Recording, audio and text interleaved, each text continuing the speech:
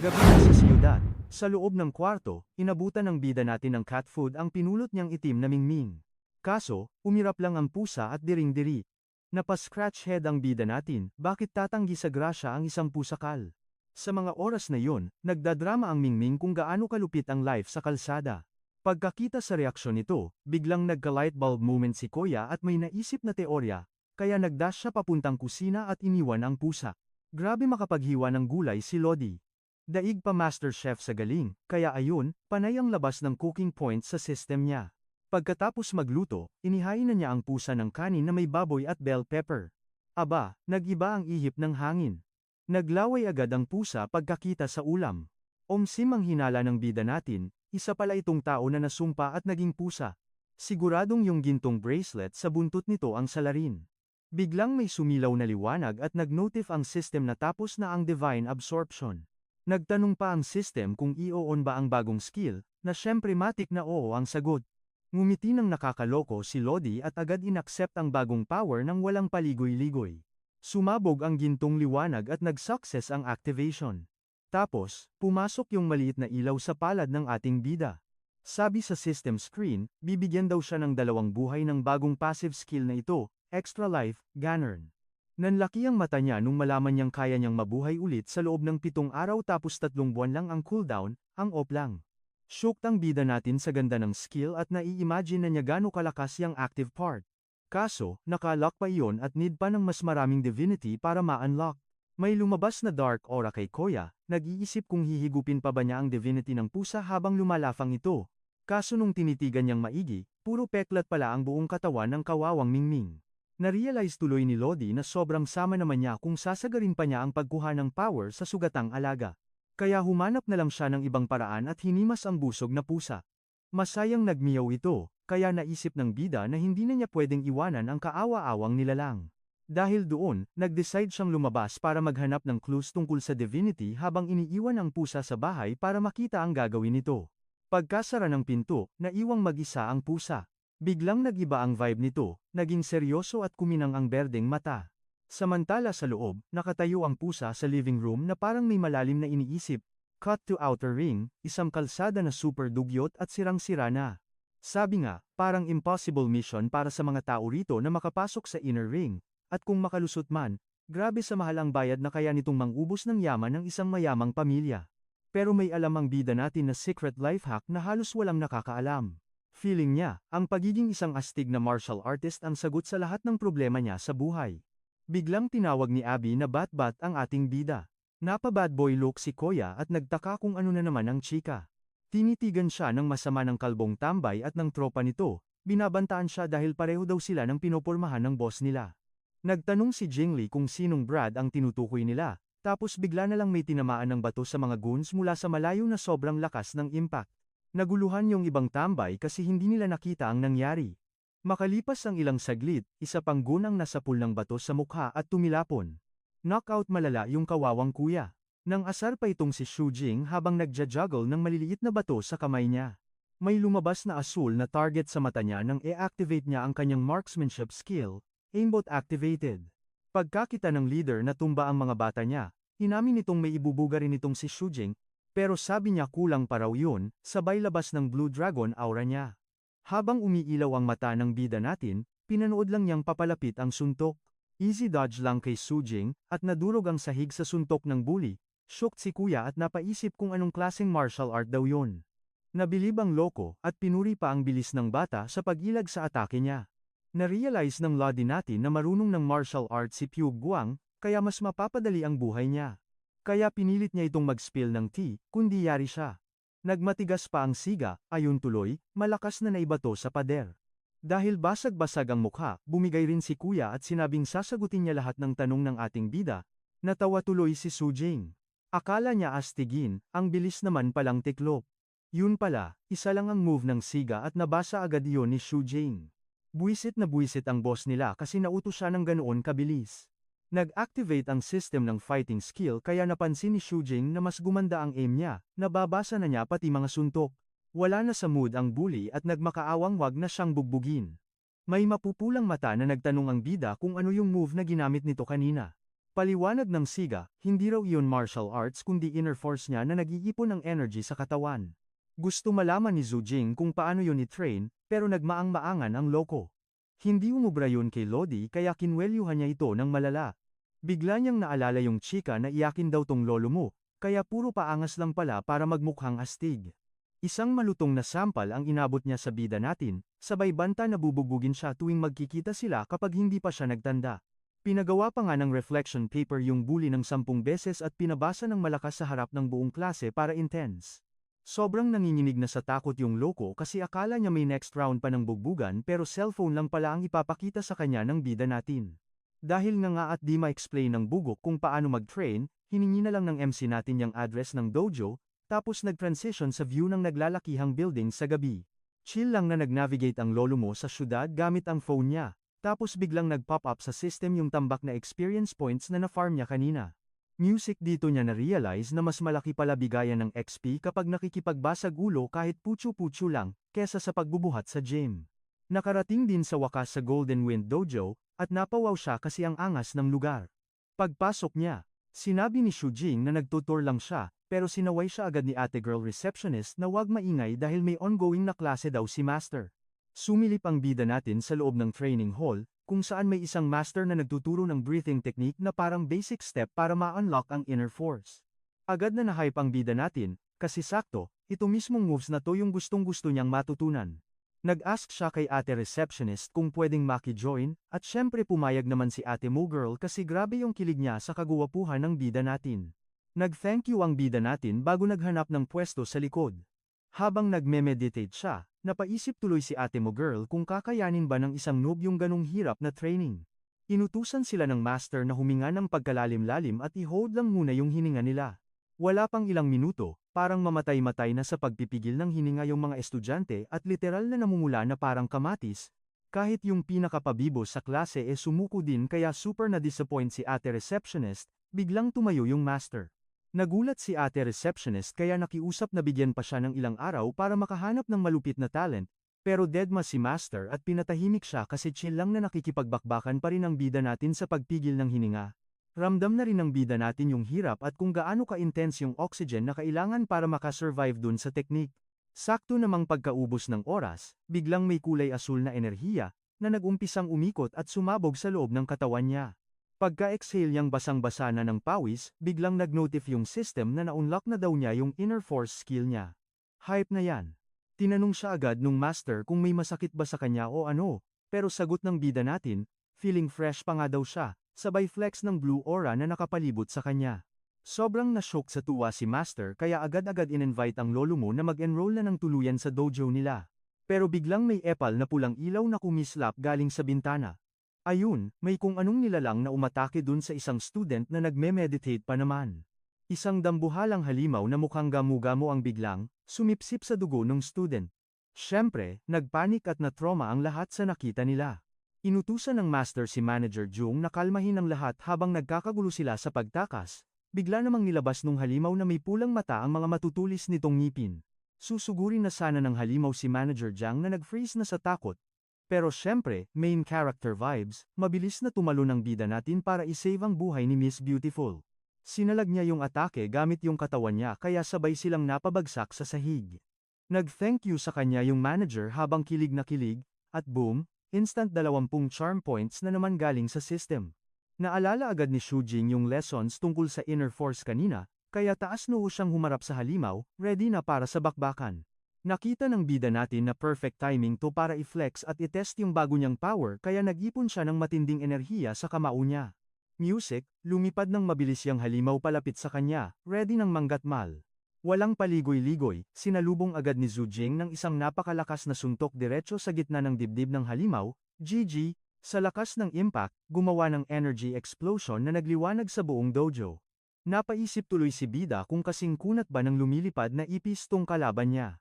Kung ganun nga, gets na niya ang dapat gawin para matapos na ang laban. Binuhos na niya yung buong lakas at gigil niya sa susunod na suntok. Inactivate agad ng lolo mo yung 1-inch punch niya, at tinaasan pa lalo ang damage ng tira niya. Sa sobrang lakas ng puwersa, tumalsik yung halimaw hanggang dulo. Ayun, sumabog ng pira-piraso at nagkalat sa sahig ang kalaban. Nagpagpag lang ng balikat ang MC natin sabay sabi na ang wit naman pala nung halimaw. Gulat na gulat yung manager habang stress drylon naman si Master kung okay lang ba ang katawan ng bata. Kaso, may naiwan pang isang binti nung halimaw na nakatayo at nakadikit pa sa sahig, buhay pa yang loko. Biglang nag-regenerate at lumaki palalo yung halimaw. Pero ngumiti lang ng palaban si Sujing at sinabing kahit ilang beses pa to bumangon, babasagin pa rin niya to. Inipon niya agad ang lahat ng natitirang enerhiya galing sa kanyang key meridians papunta sa kamao niya para sa isang epic na finish. Kaso bigla na lang umubo ng dugo ang bida natin at shook siya kung bakit nagkaganoon. Siyempre, nag-take advantage yung halimaw at mabilis na tinalon yung bida. Kinabahan tuloy ang bida natin, baka daw kasi nasobrahan siya sa power, tapos biglang may asul na enerhiya na hugis espada ang tumaga sa halimaw, at boom, naging abo agad yung kalaban. Naiwang nakatayo si Jing doon habang naglalagpa ang utak niya sa mga bilis ng pangyayari. Isang boses ng babae ang nagpakilala bilang kapitan ng White Crow Squadron, yung magandang babae na may puting buhok ay tinawag ang sarili niya na Void Blade, at pinalabas na nilang lahat yung mga tao. Clueless ang lolo mo kasi first time niya marinig, yung grupo na yan, at napaisip siya kung lahat ba sila ganyan ka-OP. Nabilib naman si Captain K. Shujing na nasa 17 taong gulang pa lang pero nakasugat na ng halimaw gamit ang bare hands. Bukod pa dun, super gwapuhan siya kaya naisip niya na kailangan niyang ma-recruit si Kuya Boy. Binigyan siya ni ate girl ng card sabay set ng meet-up sa linggo ng alas 5. Tahimik lang ang bida natin habang hawak yung card. Nakasulat doon yung lock ng meet-up nila, King Library, 7th floor. Paglabas nila, alalang-alala yung dojo manager kung goods lang ba talaga ang bida natin. Si ate na ihatid siya sa ospital, pero umayaw ang lolo. Super kilig na nag-aya si ate girl na bumalik siya bukas, pero feeling ng master nila malabong mangyari yun. Habang palayo ang bida natin, shock pa rin si master sa lakas niya kahit noob pa. Naisip niyang masyadong maliit ang dojo para sa kanya, sabay labas ng system prompts ng mga na-farm niyang points. Napaisip tuloy ang bida natin kung paano wasakin ng 1-inch punch ang kahit anong depensa. Gigil na gigil siyang maranasan ulit yung feeling na naiipon lahat ng ki sa kamao niya. Pero nung sinubukan niya ulit, napa-derp face na lang siya, cue musika, tapos muntik pang mabulunan sa sarili niyang enerhiya. Naalala niya yung sermon ni Master sa palpak na paggamit ng chi kaya naisipan niyang itulog na lang ito hanggang bukas. Mas lalo pang lumalim ang tahimik na gabi sa kalsada. Habang naglalakad sa iskinita, napaisip ang bida natin sa mga misteryo ng mundo at napagdesisyunang puntahan yung address sa weekend. Tunog ng musika. Paglapit niya sa apartment, chinek niya ang CCTV sa phone at huli sa akto ang pusang itim na pinapakialaman ang computer niya. Padabog siyang pumasok sa kwarto at sinita ang pusa kung anong trip nitong gawin. Napamiyaw na lang ang pusa na pawisang nagpapakyut para magpalusot, pero hindi uubra sa bida natin ang ganitong acting. Binalaan ng bida natin ang pusa na lagot ito paggising niya. Kaso bigla siyang na-knockout pabagsak sa kama, kaya naiwang shocked ang Mingming. Naamoy bigla ni Mingming yung matapang na amoy bakal mula kay Shujing. Nagets niyang sigurado na pasabak sa matinding bardagulan ang alaga niya. Nilabas ng pusa ang kuko niya sabay banat na walang pwedeng manakit sa amo niya, tumalon siya sa dibdib ni Shujing para usisain kung anong ganap. Nagpakilala siyang Ningfang na, at shock si bida kasi legit na nagsasalita nga yung pusa. Antok na antok si MC sabay sabing gets na niyang tao talaga si Mingming, sabay tulog ulit kaya nataranta ng malala yung pusa. Pilit siyang ginigising para makichika sa nangyari. Fast forward kinabukasan, pasok na yung sikat ng araw sa bintana nila. Salamat sa OP na resurrection skill niya, gising siyang fresh na fresh. Habang lumalafang, inusisa ni Ningfang na kung nakatalo ba siya ng halimaw imbes na mabugbog, chill lang na napao si bida. Napaisip tuloy si Mingming kasi wala pang balita ng halimaw sa siyudad, sabay lambing na kinamot ni Shujing yung ulo ng pusa. Nag-thank you si bida sa pag-aalala ni Mingming sabay ngiti at tinawag siyang na. Kinilig at namula ang lolo mo sa cute na palayaw. Gusto raw niyang tawaging sect leader lord pero inasar lang siya ni MC. Pinakita ni Shujing yung cellphone niya sabay tanong kung anong pinaggagawa nito sa computer. Shook malala si Ningfang na. Literal na natameme ang Ferson sa sobrang takot. Music. Chika ni Ningfang na, yung singsing daw sa buntot niya ay isang OP na divine relic na Rhine research niya online.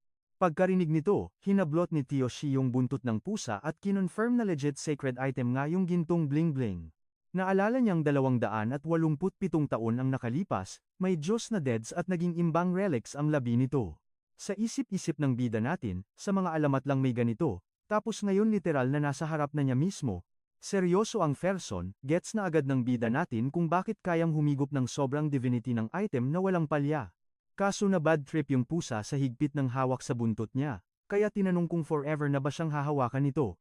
Napa-fake ubo si Sai para magpaka-cool, tapos inasar yung pusa kung naghahanap ba ito ng tutorial manual. Agad naman itong dinenening Fang na, sabay emote na ang true wish lang daw talaga niya matanggal na yung sing-sing. Nag-story time na ang Mingming tungkol sa Dragon Sect, na literal na pinakasikat na gang sa buong lungsod ng tuning. Sila ang bossing dun, kaso nag-level up sila masyado kaya ang daming na-insecure at nainggit na mga karibal. Ayun na nga, na-ambush ang Ferson sa mismong bahay niya, sinuotan ng sing-sing, kaya boom, naging pusa bigla ang lolo mo. Sa drawing, makikita kung paano siya na one-shot ng isang misteryosong kalaban na literal na tumapos ng career niya on the spot. Nung nakatakas na ang lolo mo, na-take over na yung gang niya tapos na-stuck pa siya sa weak na animal form na to. Pagbalik niya sa human form, nag-promise yung pusa na may deadly stare na literal niyang wawasakin silang lahat. Nag-isip tuloy si Tioshi sa next step nila, kasi kung useless ang internet, literal na sayang oras din ang pagtambay sa library. Confident namang pumalag yung pusa sabay sabing may naisip na siyang solid na master plan para ma-solve yung problema nila. Bet niyang mag-martial arts training si Tioshi para mag-level up, kaso di magets ng bida natin kung anong connect nun sa issue. Say ni Ning Fang na, pag nag-flex siya, aakit ito ng malalaking orgs para makahanap ng iba pang relic bearers. Awkward namang na-realize ng bida natin na may mga epal na ngang kumatok sa bahay niya kamakailan lang. Kaya irereto daw siya ng pusa sa pinaka-OP na dojo sa lungsod para makapag-grind na agad. Sabay pabitin na tinanong kung narinig na ba nito ang sikat na Hidden Dragon Dojo. Siyempre pumalag si Toshi at sinabing alam na alam niya yung pangalan ng lugar. Chika niya, ni-research na niya ang presyuhan sa mga dojo, at literal na ang The Hidden Dragons ang may pinakagintong rates. Pero tumatak daw ito sa kanya, di dahil sa presyo, kundi sa sobrang lala ng dami ng toxic reviews ng lugar. Tinawag lang ni Ning Fang na ng mga iyakin at weaklings, yung mga nag-review kasi di daw nila carry ang legit na training doon. Napatanong tuloy ang bida natin kung paano siya makakapasok sa ganyang ka-exclusive na dojo. Basic lang daw, sagot nung pusa. Kailangan lang daw niyang gawin yung old school rules ng martial arts at sugurin ang dojo para i-flex na deserve niya doon.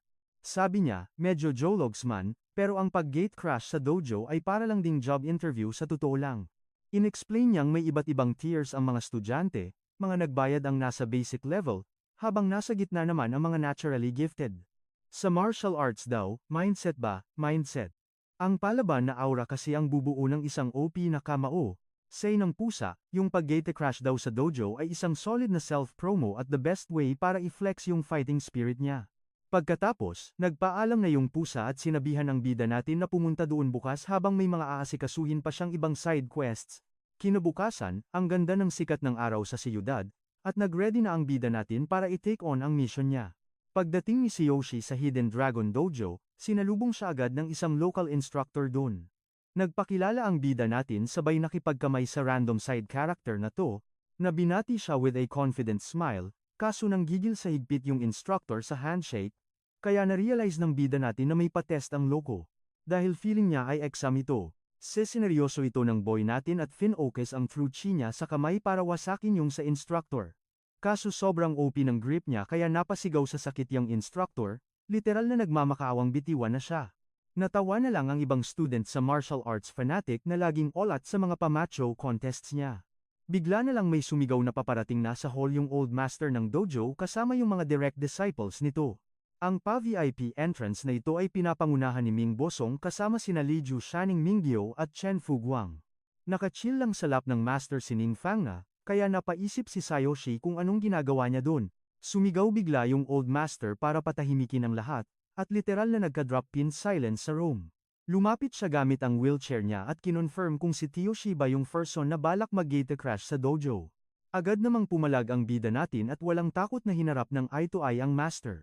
Say ng master, sobrang tagal na daw simula nung may naglakas loob mang-gate crash sa dojo niya sabay tanong kung feeling ba daw nung bata ay qualified siya dun. Music, na-confuse tuloy si Toshi kaya chinek ang stats niya, at na-realize na sobrang weak pa pala niya. Kaya naman, nag-suggest si Lolo ng question and answer portion, na game namang sinakyan ng bida natin. Tinanong kung sino siya, Yoshi raw, 17, at saan nakatira, kaso, palala ng palala ang chika, feeling niya tuloy nasa marriage interview siya. Humalakhak si Tanda sabay banat na para sa future manugang niya. Kailangan daw talaga ng matinding background check. Shock tuloy ang bida natin at ang pusa, nagkatinginan na lang dahil loading ang mga utak nila. Umeksena naman ang isang babaeng disipulo, kailangan daw muna nilang magbakbakan para matest kung deserve ba talaga siya. Nag-volunteer si ate girl na lumaban sabay ngiting ng aasar, chill lang daw ang ibibigay niyang bugbog. Pumorma naman agad si Yoshi at sinabing gena-gena siya, game face on na raw. Nawindang ang ibang students nang makitang pumalag ang loading nilang senior sister, sabi pa ng isang epal, wasak daw talaga si kuya at tapos na ang maliligayang araw niya. Naasar tuloy ang pusa at napaisip, bakit may rambulan pa usapang kasalan na nga kanina? Biglang sumugod si ate girl at sinabihan ang bida natin na i-ready na ang sarili sa restback niya. Sa sobrang panic, napasigaw na lang ng malakas si Ningfanga kay Yoshi. Nag-activate ng skill si Wu at mabilis na umatake. Pero anyari, easy-easy lang na naiwasan ng bida natin ang suntok niya na parang naglalaro lang. Sa isang iglap, hinablot niya ang pulso ni ate girl at kinansela ang atake nito. Ginamit lang niya yung buwelo ni ate girl para ibalibag siya ng walang kahirap-hirap. Sa pool sa lapag si lola mo, lutang at shock pa rin kung paano siya na one-hit delete agad-agad. Nga ang mga tropa sa big brain moves niya. Tuwang-tuwa naman si Master at pinuri ang pusa sa paghahanap ng god tier na recruit.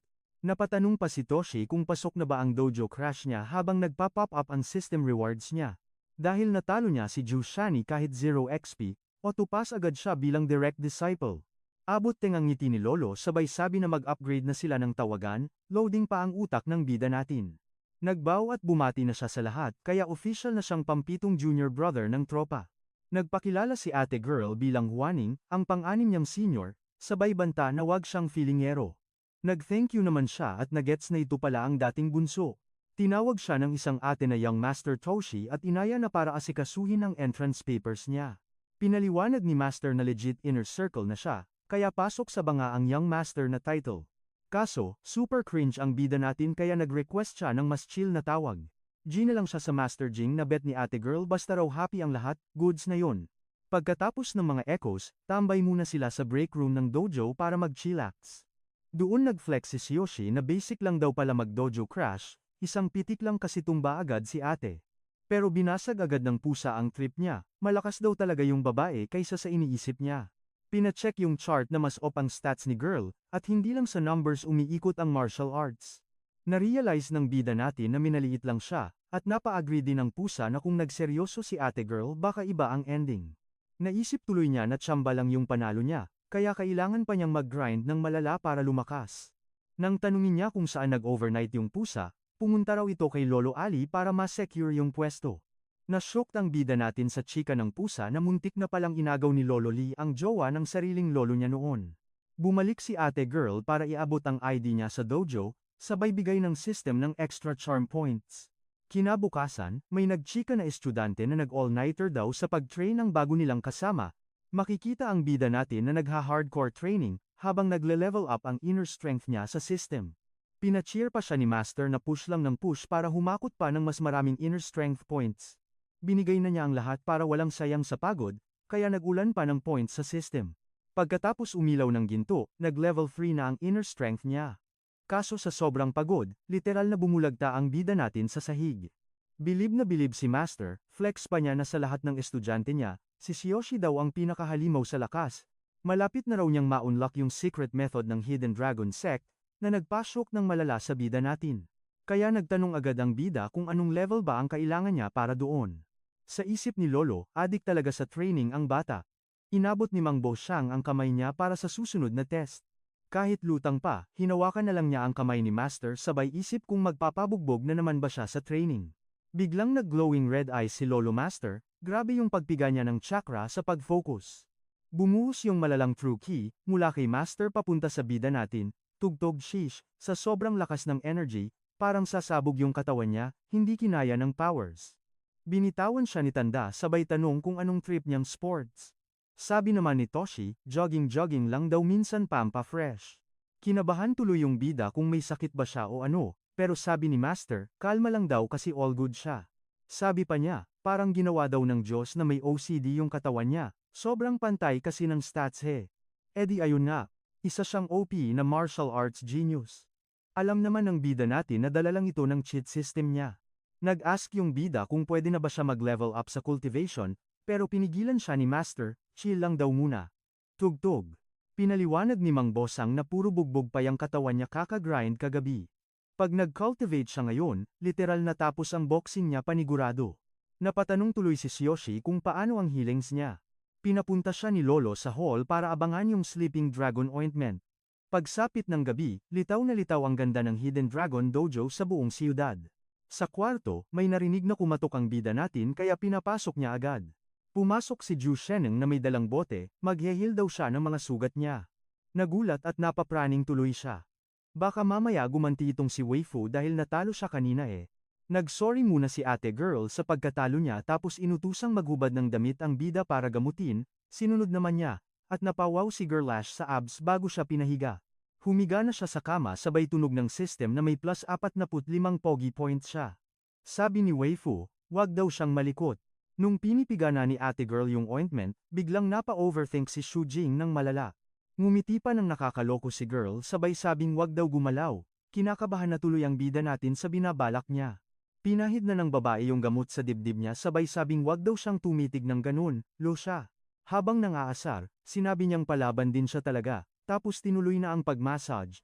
Napansin ng bida natin na grabe makahawak si ate girl, medyo napapaaray na siya sa paggamot. Dahil tahimik lang siya, tinanong tuloy ni ate girl kung bakit. Ang sagot naman ni Shu Jing, carry lang daw lahat basta happy ang kanyang big sis. Biglang naging tameme si ate girl. Umamin siyang natalo siya dahil siyang siya at gusto lang sana siyang asarin para makabawi.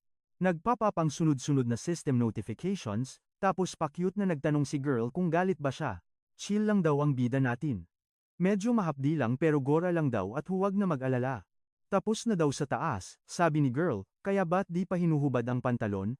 Taranta naman si Shu Jing, siya na raw sa lower half para iwas abala. Tawang-tawa si ate girl at sinabing charot lang daw yun, nakita kasi niyang sobrang praning ng lolo mo. Tapos chika niya, para sa next part, kayang-kaya na raw yan ng 7th junior brother mag-isa. Lumabas siyang patingi-tingin kumakanta, naiwang lutang ang bida natin. Paglabas sa kalsada, nag-flash sa system ang mga nakuha niyang experience points, habang inaalala ni Shu Jing yung muntik-muntikan niyang atake sa puso dahil sa kalokohan ni girl. Dahil dyan, nag-level up ang fighting skills at inner strength niya. Gina siyang pumunta sa meet-up nila sa library. Napaisip ang bida natin sa White Crow Squad, feeling niya mala special police ito. Pero nagtataka siya, bakit sa library pa trip mag-meet ng mga loka? Pagkatapos maglakad-lakad, nakarating din ng kuya niyo sa destinasyon niya ang Ching Ching Library. Pag-ariba niya sa 7th floor. Ang weird, kasi walang katao-tao, naisip tuloy niya kung na-prank ba siya. Biglang may tumawag sa kanya kaya lumingon ang bida natin para silipin. Isang blonde na eba ang nagpakilalang si Wu Yuking, sabay tanong naman ni Shu Jing kung nasaan si Void Blade. May nag-explain na boses na informant pala siya. Dahil nga private referral ang ganap, bawal daw muna silang mag-meet sa presinto. Chika ni Blonde, medyo nega pa siya nung una, pero nang makita siya in the flesh, binigyan na siya ng bonggang approval. Pag-upo ni ate girl, in-invite agad niya ang kuya natin na sumali sa samahan nila. Umupo rin ang bida natin sabay tanong kung bakit siya nire-recruit. Binalik naman ni Blonde ang tanong, di ba raw siya curious sa mga divine relics? Shook malala si Shu Jing. Wala siyang idea kung paano nalaman ni ate girl ang sikreto niya. Nakangiti pang sinabi ni ate na tumama ang hula niya. Tinanong kung paano niya nalaman ang tungkol sa relics, pero deadma ang bida natin at nagdududa sa tunay na motibo nito. Kumuha bigla si ate girl ng bote ng tubig para ipagbuhos sila ng maiinom. Caribals lang daw kung ayaw niyang mag-spill ng tea, umamin siyang mali niyang hindi muna nag-explain, tinuro niya ang baso at pinasubukan ang inumin. Sumunod na lang ang bida natin at uminom ng kaunti mula sa baso. Nagtaka siya kung normal na tubig lang ba yun, kasi wala naman siyang malasa. Ngumiti lang si Blonde at binuhos ang natirang tubig sa isang glass teapot. Agad-agad, nilagyan niya ulit ang baso ng hero natin gamit naman ang tubig galing sa teapot.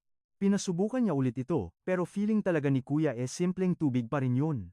Kahit medyo sus, tinagay na lang ng bida natin para makita ang magic. Laking gulat ng bida natin nang ma-realize na biglang naging matamis ang tubig na walang kaabog-abog. Drop the lore na pala. Ni-reveal ni ate girl na 287 taon na ang nakakalipas, may isang Diyos na natigok. Dagdag pa niya, para mas eksakto, naglaho yung deity at nagsabog ang mga alitap-tap na liwanag nito sa paligid. Tinawag daw na dugo ng Diyos ang mga liwanag na yon ng mga chismoso noong panahong yun, Pumatak daw ito sa mga gamit, nilalang, pati na rin sa imahinasyon ng tao. Boom! Dahil doon, yung mga bagay na tinamaan ng power na yun ay naging mga divine relics, sakto tulad ng sweet water kettle na ito. Hindi pa rin bilib ang bida natin kaya gusto niyang silipin yung gamit, feeling niya nagtago lang ng asukal doon si ate.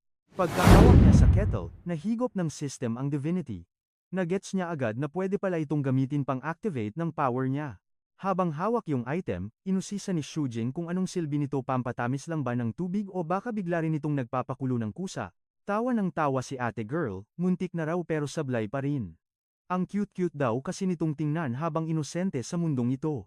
Napansin niyang hindi nababawasan niyang tubig kaya napatanong siya kung anli ba ito. Aba, pumalakpak pa ang tenga ni Blonde at pinuri ang talino niya. Sa nakuha niyang points, sapat na ito para mapagana ang ability ng hero natin.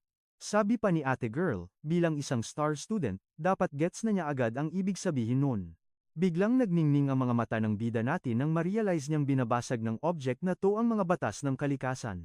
Kinumpara pa niya ito sa isang perpetual motion machine at napaisip tuloy kung may koneksyon ba dito ang enerhiya ng buong siyudad.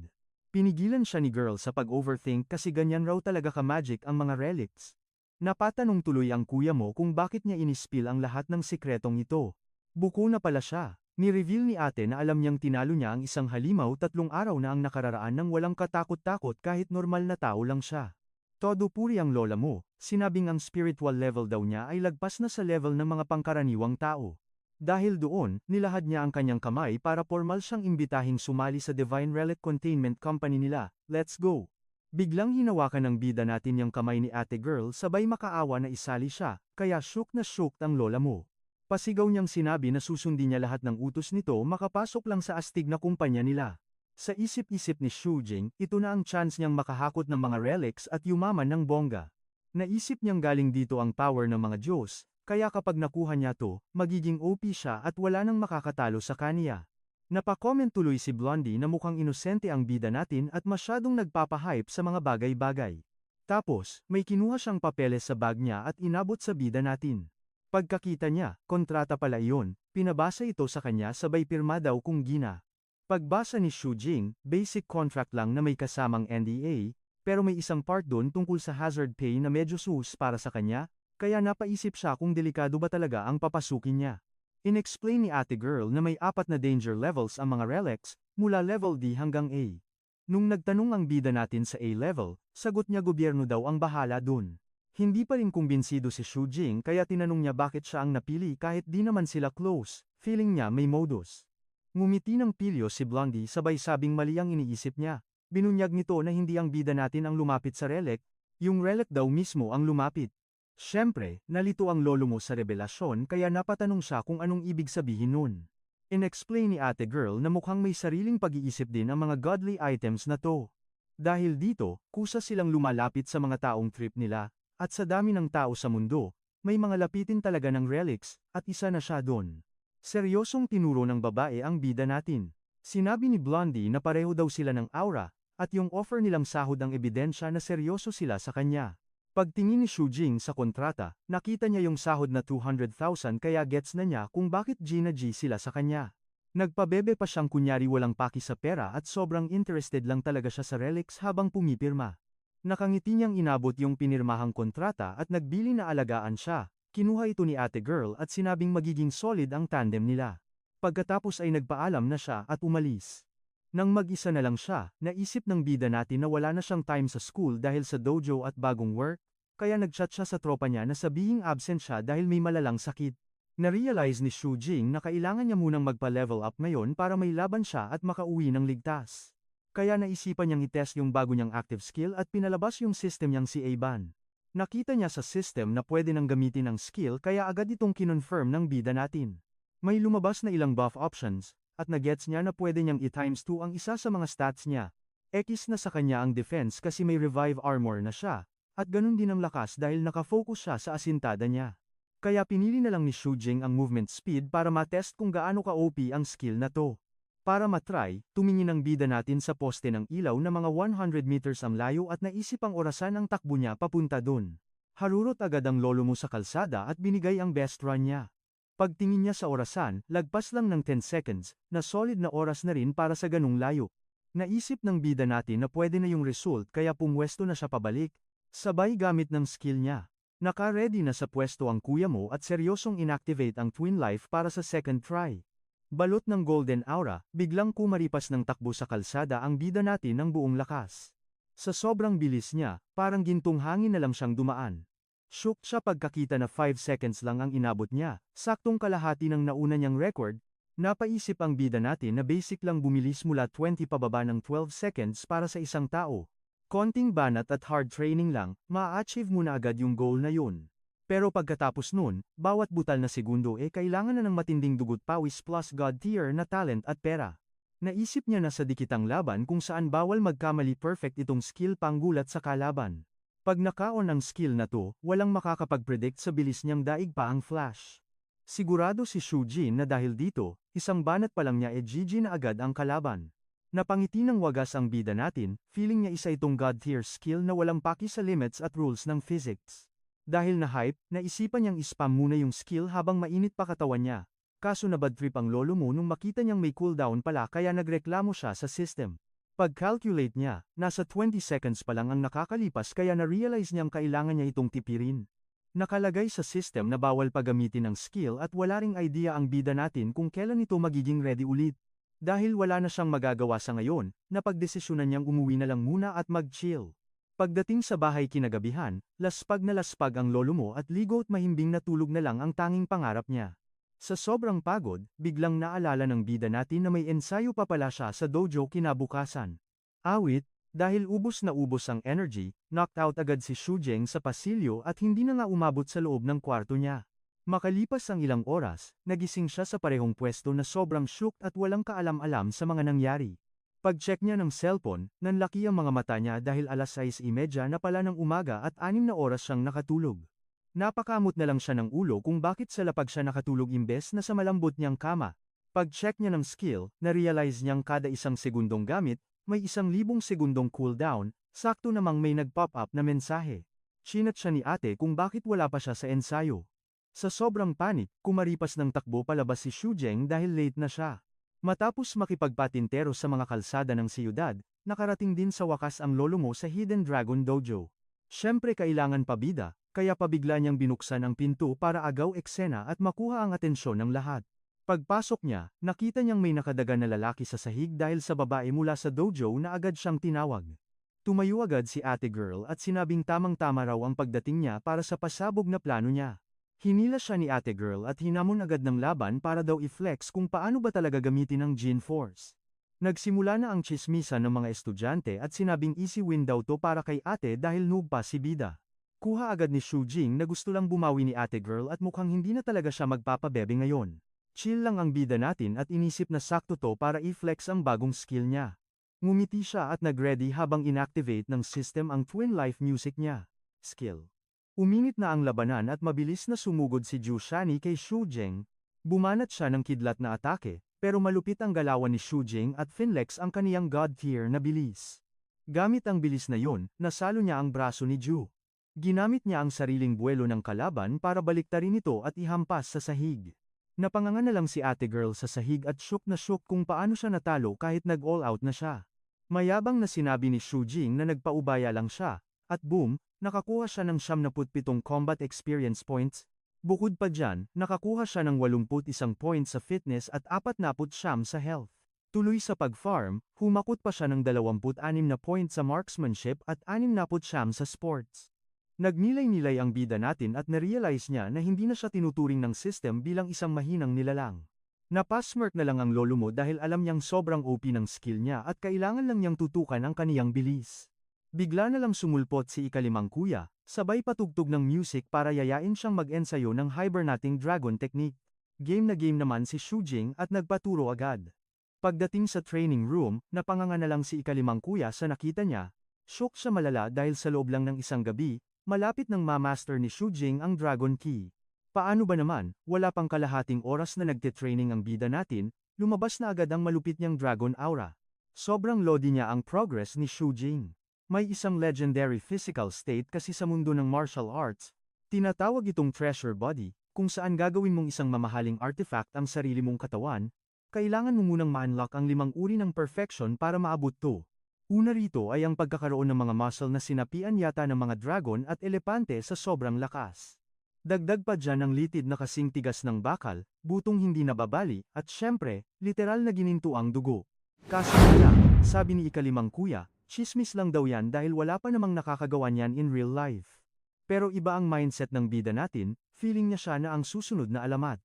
Bigla na lang may nakakabinging kalabog sa kwarto nung may bumasag sa bintana.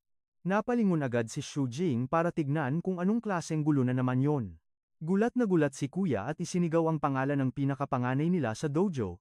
Kalat-kalat na rin ang mga bubog sa sahig dahil sa pasabog na entrance ng lolo mo. Pinakilala niya ang lalaki bilang si Mang Bosang, ang pinakamatanda at pinakamalakas na kuya sa buong Hidden Dragon Dojo. Certified gym rat itong si Bang, na ayaw sa gulo pero naniniwalang lakas ang solusyon sa lahat. Gets agad ni Shu Jing kung bakit sa bintana siya dumaan. Ayaw lang daw kasi nitong dumaan sa mga pinto, na curious tuloy ang bida natin sa pagdating ng kakaiba at bagong master na to. Sumilip si Shu Jing sa bintana at napaisip kung gaano ka-violente ang lakas na kailangan para tumalon mula sa baba hanggang sa pinaka-top floor. Samantala, tinanong naman ni ikalimang kuya si Ming Boang kung hinahanap ba siya nito. Nagsalita lang ng oo ang higante na parang lutang na lutang at walang ka-idea-idea sa mga nangyayari. Pagkatapos noon, nagpaalam na siya kay Shu Jing pero nag-iwan pa ng isang malupit na advice. Sabi niya, ang sikreto ng hibernating dragon technique ay ang pag-control at pag-shape ng puwersa. Inulit ng bida natin ang sinabi niya at biglang nagka-lightbulb moment, sakto habang tumalo na naman palabas ng bintana ang dalawa. Nilapag niya agad ang kamay niya sa sahig para itest kung legit ba yung bagong naisip niya. Umupo si Shu Jing para mag-meditate, iniisip kung paano i-combo itong bagong idea sa aim skills niya. 3 oras siyang nag-focus ng malala sa pag-grind. Tuloy lang siya sa meditation, hingang malalim tapos focus ng buong chakra niya. Super focus pa rin si Shu Jing hanggang sa maiba niya yung form ng ki niya. Sa sobrang daming naipong energy, nilabas niya yung bagong OP skill niya. Sumabog ng malala sa loob ng kwarto. Shook siya kasi akala niya mahina lang yung damage nung technique. Bigla na lang may pumasok na pumapalakpak.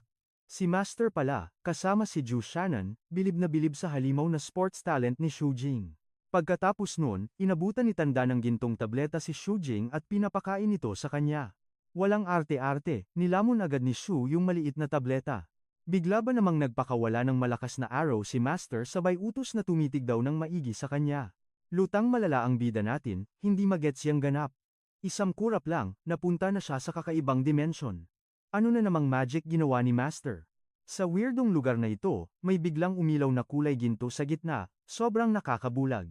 Mula sa ilaw, lumabas yung isang higanteng dragon na gawa sa energy, napanganga na lang si Shu Jing sa gulat. Dumilat yung dragon at sobrang nagliliyab yung gintong mata. Nag-reflect kay Shu Jing yung ilaw at biglang nagka-level up sa aura niya. Nagkaroon siya ng mga gintong kaliskis. Pero sa real world, sobrang sakit na ng ulo ng bida natin. Tugtog. Narealize niyang nagwawala na yung chi niya, panigurado dahil sa gamot kanina. Para kumalma, huminga siya ng malalim para i-tame yung energy. Ginamit niya yung hibernating dragon technique para pakalmahin yung nagwawalang power sa katawan niya. Pigil hininga siya ng malala. Dun sa mental space niya, ang sarap sa feeling kasi nawala lahat ng overthinking niya. Bigla na lang may sumulpot na kamay ng dragon na kulay ginto, sobrang lakas ng glow. Nagpakita na yung buong dragon kaya nagets agad ni Shu Jing kung paano ito ma-master. Kailangan niya lang mag-focus sa grind habang nakapulupot sa kanya yung halimaw. Nilamon na ng OP na golden energy ang buong paligid. Nag-iba kulay ng mata niya tapos nag-activate yung system ng level isang visualization skill. Nung bumalik sa normal ang mata niya, parang nagets na niya ang buong mechanics. Bumalik si Shu Jing sa real world na sobrang lutang, tapos pinaliwanag ni Master na muntik ng ma-GG yung chi niya. Binati siya ni Tanda dahil na-unlock niya yung Dragon Key, pero loading pa rin si Shu Jing sa nangyari. Inexplain ni Master na itong Dragon Key na ito ay parang emotion lang. Parang yung adrenaline rush kapag galit ka o kaya nasa patayan na laban. Yung pagpapalabas ng emosyon ay yung chi ng movement, tapos yung pagkontrol dito ay ang chi ng quietude. Kapag na-combo ni Shu Jing yang dalawa, wala nang makakapigil sa kanya, laging auto-win sa lahat. Na-hype ng malala si Shu Jing kaya nagtanong agad kung paano i-grind itong bagong skill niya. Ngumiti lang si Tanda at sinabing, nagets na ng Lodi natin ang buong sekreto, napanganga si Shu at pilit inintindi ang sinabi ng Master. Bigla niyang naalala yung solid at lutang free focus niya habang nagme-meditate. Boom, nag-click bigla sa utak niya. Naalala ni Shujing ang past life niya, at sising-sisiw na lang kahit ang mga mahihirap na math problems ngayon. Na-feel niyang naging big brain siya, pero sabi ni Master, intro pa lang daw yan. Dagdag pa riyan, deadman na siya sa mga mema na bagay at mas naging wild ang imahinasyon niya. Imaginein mo ang isang higanteng dragon na sobrang linaw ng detalye. Napaisip tuloy ang bida natin kung ito na ba ang tunay na power ng visualization. Sabi ni Tanda, walang kwenta puro dakdak kaya tinawag si Chinga para mag-sparring. Walang hiya-hiyang nilamon muna ng ate girl ang snacks niya. Flex ng matanda, god tier daw ang galawan ni ate. Kahit tatay niya, taob sa galing niya. Hinubad ni Shu ang jacket, napaisip kung mas overpowered siya sa pang-anim na senior sister niya. Ang tapang ni ate girl kahit madungis ang bibig. Hinamon ni Chinggyo si Shu na sumugod na. Game face on, at mabilis na umatake ang ating bida, kaso, sapul si Shu ng palm strike sa dibdib, kaya tumalsik siya pabalik. Chill lang na nanonood si Master, bistado raw ang galawan ng binata. Shook si Shujing sa lakas niya at napaisip kung mas malakas pa ba ito sa cheat skill niya. Si Chinggyo naman, pinagpaglang ang mga kamay na akala mo tapos na agad ang laban, feeling easy win. Pero bumangon ang bida natin, seryoso ang mga mata at pumalag ulit para sa round 2. Sabi niya, gagawin niya ang lahat para manalo ngayon, kahit maging madumi at brutal pa ang galawan niya. Sa martial arts nga naman, ang nakatayo ang panalo, at ang tumba ay talo. Hindi na nagpaligoy-ligoy si Chingo at sinipa si Shujing kaya lumipad ulit ang lolo mo. Kahit tumba na, game pa rin lumaban ang bida natin, habang umiilaw ang mata sa pag-activate ng power niya. Sobrang hardcore ng training nila kaya buong araw umaalingaw-ngaw ang mga bulyaw at daing nila sa buong building. Walang preno ang labanan nila hanggang lumubog na ang araw, balik sa sparring, mas swabe na kung i-dodge ni Shujing ang mga atake ni Chinggyo ngayon. At dahil nakakita ng butas, sa wakas ay nakascore din siya kay Ching Xiao ng isang solid na sapak sa music, sikmura. Napaslide pabalik si ate girl dahil sa lakas ng impact, napaisip tuloy si Shujing, ano ba yung nakakakabang feeling sa kamay niya pagkasuntok? Biglang pinatigil ni Master ang laban sabay salo kay Chinga bago pa matumba. Tama na yan, tapos na ang training ngayon, sabi ni Lolo. Tumunog ba naman siya ni Chinggyo kaya pinarest muna siya ni Lolo para kumain, nagtaka tuloy si Shujing bakit tahimik lang lagi yung isa. Napabuntong hininga na lang si Master sabay sabing, naku, mahabang kwento yan, next time na lang. Kinamusta ni Lolo ang bida natin sa training, say ni Shujing. Pagod daw siya pero super happy, tapos biglang lumabas sa system ang bagong stats niya. Shukti siya na yung 4 na oras na pakikipagbakbakan kay Qin Xiao ay nagbigay ng wagas na X. Kinagabihan, naglalakad pa uwi ang bida natin sa madilim na kalsada. Pagdating sa bahay, pumasok siya sabay tawag kay na. Flex sana ang dala niyang pritong manok pero Willie sumasagot, kaya napaisip siya kung saan lupalop ito nagpunta ng ganitong oras. Bigla niyang napansin na may nakakasilaw na ilaw sa CR. Pagpasok niya, nakita niyang isang pares lang ng sapatos ang nandoon, kaya inisip niyang mag-isa lang ang pusa niya. Naalala niyang may mga kaaway ito kaya nag-overthink ang lolo mo na baka nakulong ito sa banyo. Sa sobrang panik, kumaripas ng takbo ang bida natin at sinipa pabukas ang pinto ng CR habang sumisigaw. Gulat siya nang makita ang cute na pusang si Ner na pa-chill-chill lang habang nagbo-bubble bath. Mula sa pagiging relax, biglang nahiya ang person kaya sinabuyan siya ng tubig sabay sigaw na huwag daw manilip. Nag-peace sign na lang si Shujing sabay sabing lalamig na yung dalang pritong manok. Pagkarinig sa magic words na pritong manok, biglang na-hypnotize si Ner. Ending tuloy, pumasok ang kuya niyo sa bathtub para paliguan ang makulit na pusa. Naghangang utak ng pusa kung ano ba ang uunahin, ang paligo o ang malutong na pritong manok. Biglang may nag-pop na system notif, tapos umilaw ng bongga ang buntot ni Ner. Lalo pang kuminang nang idikit niya ang cute na paa sa dibdib ng bida. Naging super liwanag ng paligid kaya halos mapikit na si Shujing sa sobrang silaw. Pagkawala ng ilaw, na-shock siya kasi yung nakadikit na pause sa kanya ay naging kamay na ng tao. Naloka ang bida natin nang makitang naging isang magandang bebot na may cat ears ang alaga niya. Tinanong niya kung paano ito naging tao, pero parehas lang silang naguluhan sa nangyari. Nang ma-realize ang eksena, napasigaw ng wagas si Ner at pilit pinatatalikod si Shujing. Agad niyang tinakpan ang mata ng bida gamit ang buntot habang todo explain naman ang kuya mo na wala siyang nakita, promise. Sobrang hiyang-hiya pa rin, napatanong si Juan kung legit ba talaga yung sinasabi niya. Niyaya siya nitong umahon muna sa tub para mag-usap at promise na hindi siya charotero, kaso biglang may naramdaman si Ner na sumagi sa kanya kaya napatili siya ng slight. Napatanong tuloy si Shujing kung anong ganap, pero nauutal siyang palusot na wala lang daw yun. Nagreklamo si ate girl kasi wrong timing yung pag-transform niya, kaya naisip ni kuya na baka na-trigger nila yung kondisyon ng relic. Dahil lito pa rin sa mga nangyayari, inulit ni Wana yung sinabi niya tungkol sa trip na kondisyon na yan. Mula doon, bigla siyang nag-flashback sa mga nangyari bago siya tuluyang naging tao. Naalala niya na na-fall siya ng slide nung pinat nito yung ulo niya sa bathtub. Nakakaloka na dahil lang sa kilig at pritong manok naging tao siyang may tenga at buntot. Dahil sa awkward na setup, binalaan niya itong wag mag-isip ng kung ano-ano dahil purely aksidente lang ang lahat. Umapaw ulit ang pagkapula ng mukha ni Ner nung may sumagi na naman sa kanya sa loob ng tube. Sa gulat ay natanong niya kung anong trip nito. Paliwanag ni Shu Jing na hindi niya na mapigilan, kaya kung hindi siya aahon ay baka tuluyan na siyang bumigay. Sinabihan niya itong pumikit muna para mailayo niya yung buntot niya sa mukha nito. Kaso nung susubukan na yang tumayo, nadula si Warner sa mabulang tubig kaya napatili siya ng bongga. Ang ending, bumagsak siya pabalik at saktong napaupo ulit sa hita ng bida natin. Nganga at sobrang namula si Shu Jing sa sobrang gulat sa nangyari. Nahihiyang nag-sorry si Ner at pinaliwanag na hindi niya talaga yun sinadya, promise. Kaso may naramdaman na naman siyang kakaiba kaya kinabahan siyang baka maulit yun, kaya napatili na naman siya ng slide. Nagsimula siyang gumalaw-galaw ng alanganin sa loob ng tub habang nakanguso. Nakiusap si Shu Jing na dahan-dahan lang kasi mas lalong humihirap ang sitwasyon sa ginagawa niya. Naiiyak naman siyang sumagot na aksidente nga lang daw yun. Sabi ni Shu na gets niya, pero pinapaahon na niya ito habang nakakapagpigil pa siya. Kasi kung magtatagal pa siya, baka hindi na siya makawala ng ganun-ganun lang. Pagkarinig nun, hindi na nagdalawang isip si Ware at kumaripas ng takbo palabas ng CR. Padabog na sinara ang pinto kaya naiwan mag-isa ang bida natin. Napabuntong hininga na lang siya sa tub ng malalim, naka-relax din sa wakas. Makalipas ang isang oras, umahon na siya at nakita si Donner sa may sofa. Tinanong ni Shu kung bakit siya bumalik sa dati. Sabi naman niya, nung kumalma siya naging pusa siya ulit at ngayon hindi na siya maging tao. Sinubukan ng bida natin na ipet siya sa ulo baka sakaling mas kumalma siya, kaso bad trip pa rin ito kaya umiwas sa himas. Gets naman ni Shu Jing na normal lang yung inis nito at ayaw munang magpahawak after nung eksena.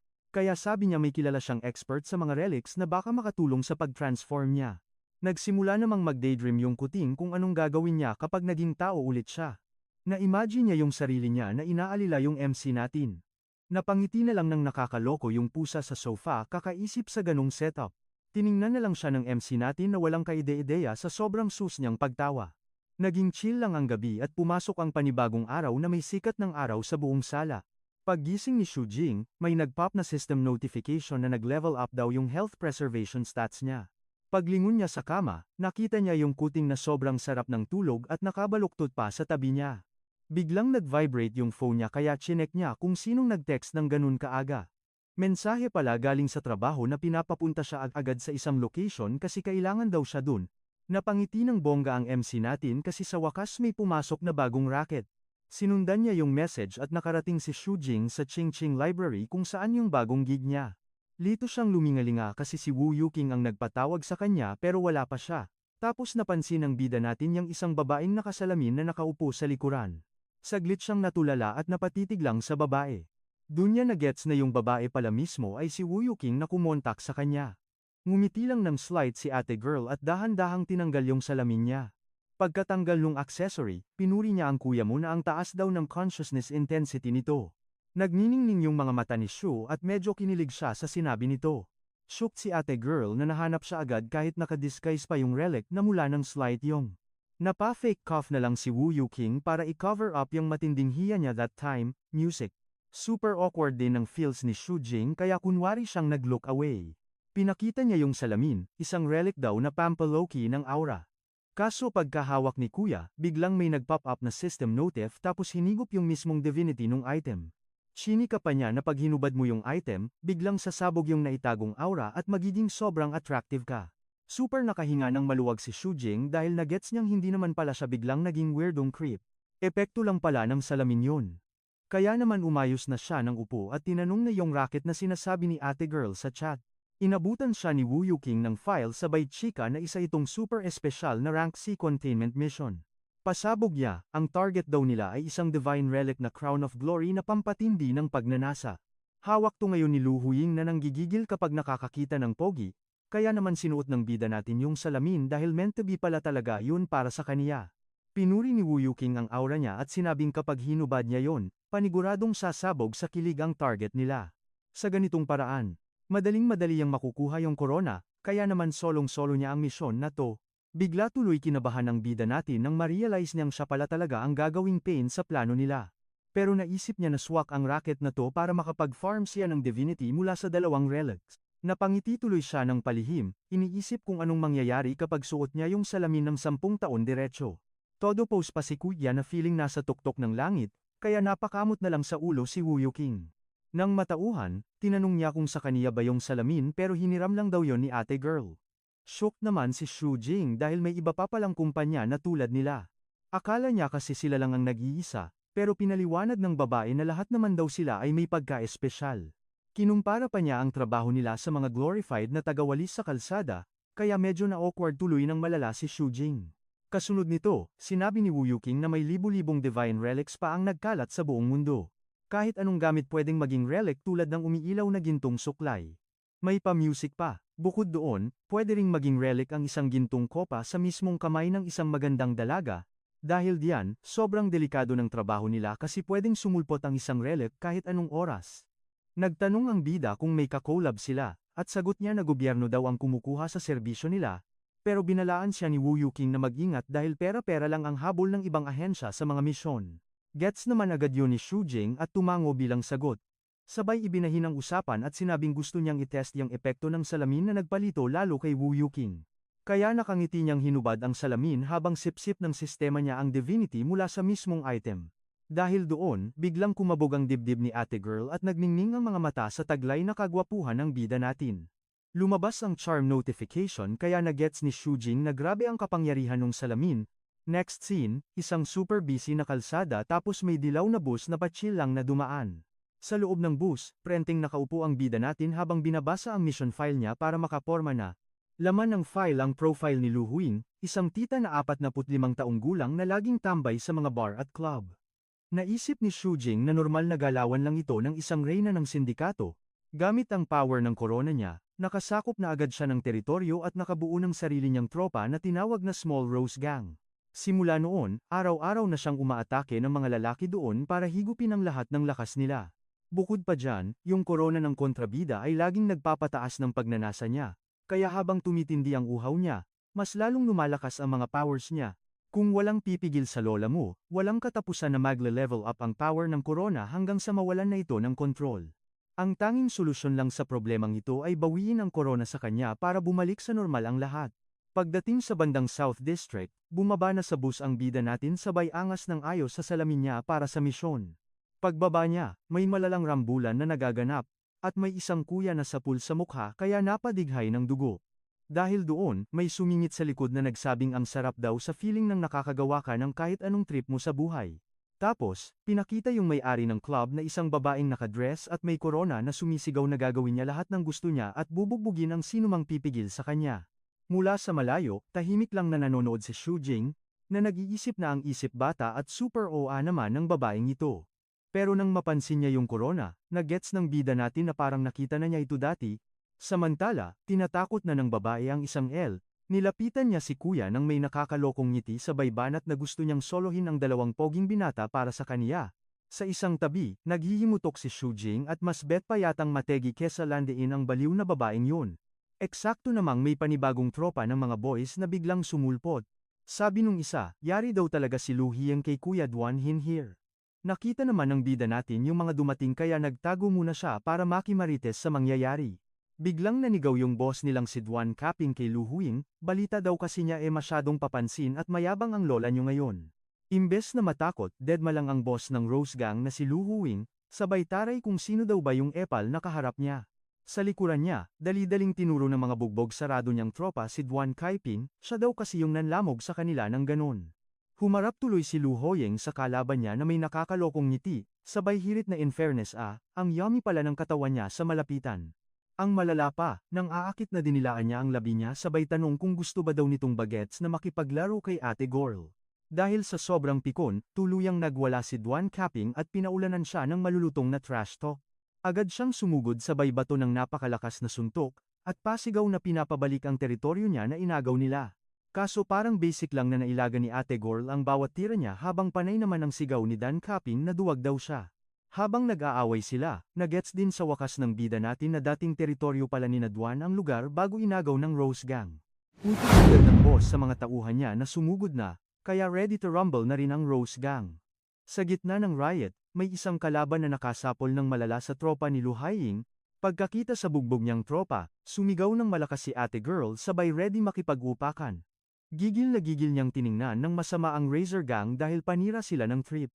Ngumisi lang ng nakakaasar si Duan Kipeng at nang asar na seryoso na raw pala sa bardagulan si Ate, kaya nagyabang muna siyang ilalabas na niya yung tunay niyang lakas bago sila sabay na sumugod sa isa't isa. Tutok na tutok naman ang bida natin sa bawat galaw ng dalawang boss. Sa sobrang lakas ng impact, tumalsik si Ate Girl at nawasak yung bakal na pinto. Pero shocked, lumabas siya mula sa wasak na pinto ng walang galos, sabay ngising demonyo na ngayon pa lang daw magsisimula ang totoong party. Napangangan na lang ang bida natin sa sobrang kunat at lakas ni Madam Leader ng Rose Gang. Sa isang iglap, bigla siyang lumipad para bigyan ng solid na flying kick si Duan Kaping bilang ganti. Grabe yung usok na ginawa ng sipa niya. Si bida naman, chill na nanunood sa gilid pero bilib na bilib sa power niya. Nagets agad ni Xu Jing na hindi basta-basta noob itong si Duan Kaiping. Grabe kasi, kaya nitong hiwain yung bakal na parang malambot na putik lang. Pero kahit ganun kalakas yung tira, gas-gas lang inabot ni Lu Haiying, chill nang umiti pa nga ang lola mo na parang walang nangyari. Binasa ng bida natin yung laban, mas malakas sana si Duan kaso sobrang kunat ni Ate Girl kaya parang immune siya sa damage. Tuloy ang sapakan, tapos nakakita ng butas si Lu Huing kaya walang paligoy-ligoy niyang pinuntirya ng solidong suntok sa dibdib yung kalaban. Biglang may nag-pop na system notif kay Xu Jing, sinasabing 100% complete na yung paghigop niya ng divine energy. Time to pick a new skill. Dahil pinili na niya yung speed dati, buff sa physical strength naman ang kinuha ng bida natin ngayon. Dahil sa bagong upgrade, atat na tuloy itest ni Xu Jing kung gaano na siya ka-OP sa bago niyang powers. Umiilaw ng asul ang mga mata ng bida natin, ready na i-flex ang bago niyang skill sa totoong laban. Kaya ayun, mabilis na sumugod ang kuya natin na may pag-glowing hand effect para bumanat. Sa pool sa braso si Duan Kaping kaya napasigaw ang loko sa sakit. Shock naman si Lu Hoyang sa biglaang ambush at napalingon music. Hinahanap kung sino yung bumanat. Sumigaw siya na lumabas yung umatake habang nganga at litong-lito ang lahat sa paligid. Galit na bumangon si Duan Kaping, nagmura dahil sa traitor na galawan, at naisipang mag-bounce na. Tinulungan siyang tumakas ng mga tropa niya habang pasigaw na nagbabanta kay Ate Girl na babalikan nila siya.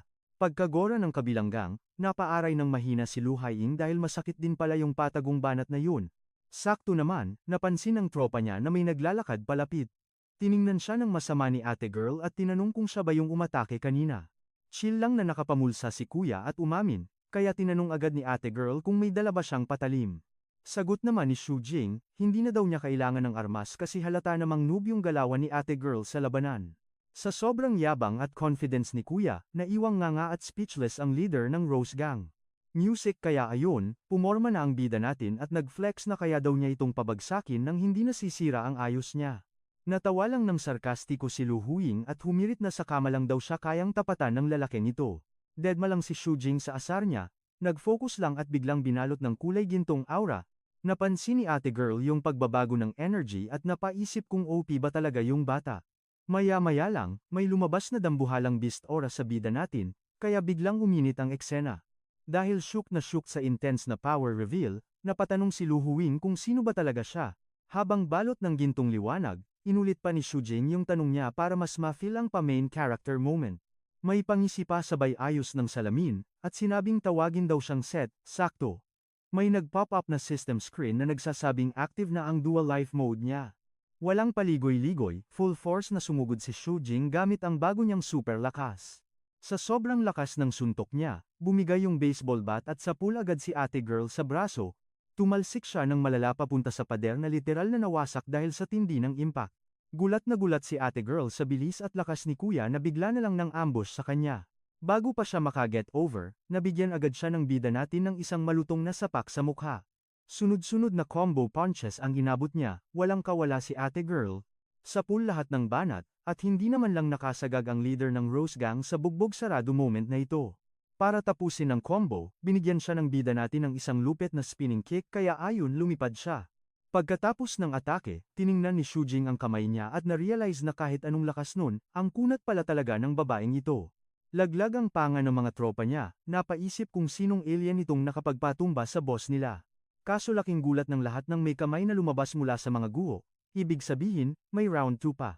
Umahon mula sa mga sira-sirang bato si Lu Huying na nanggigigil sa galit at sinamaan ng tingin ang bida natin. Biglang nag-glow yung korona niya ng dark at creepy energy.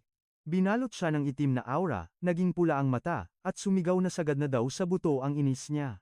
Pero chill lang si kuya, may pangisi pa at iniisip na sobrang solid daw ng labanang ito. Punong-puno ng galit, sumugod si Lu Huying dala ang bat niya, sumisigaw na gagawin daw niyang corned beef ang bida natin. Sabay hataw ng sobrang lakas sa binata na kalmado lang nakatitig sa kanya. Pero easy dodge lang ang bida natin at pinitik ang korona niya, na nakapagpagulat sa kanya. Tumalsik yung korona, at sa pulang pitik sa noo niya kaya napasigaw siya sa sakit. Pagkatapos nun, napaatras siya ng malala at napadugo pa ang ilong dahil sa tindi ng pitik. Kahit duguan, ngumiti pa rin ang nakakakilabot si Lu Huying, flex ang mga ngiping puro dugo. Agad siyang umatake ulit at kinwelyuhan si kuya, sabay sabing hindi na daw siya makakatakas ngayon. Dahil dun, hinawakan ni Shujing yung pulso niya at pinitik ulit siya sa noo para mangasar. Umilaw ulit ng asul ang mga mata niya habang nagre-ready ng isang special move para tapusin na ang laban.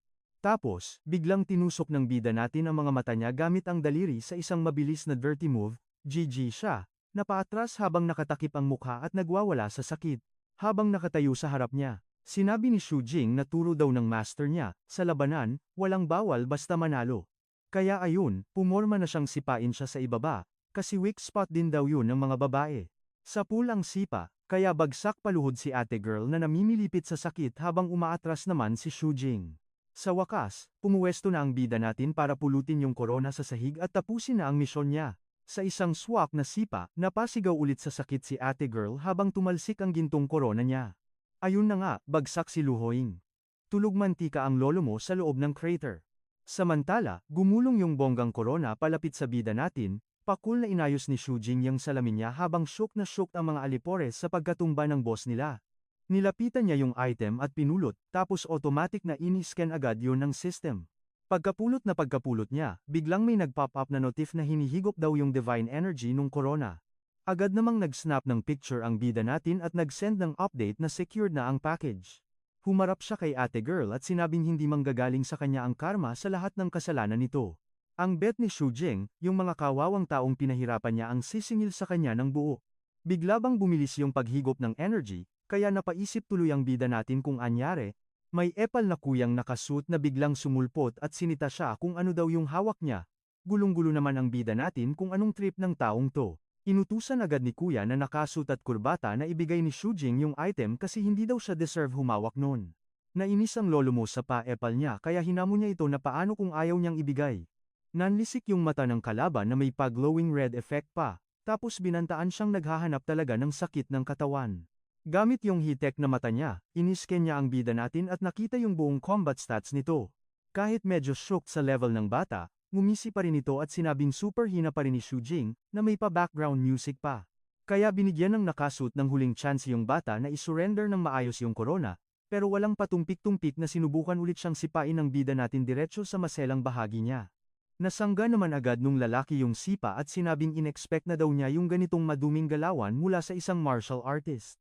Nanggigil si Shujing at tinawag pang manyak yung kalaban dahil blinok nito yung ganung attack, tapos sabay karipas ng takbo.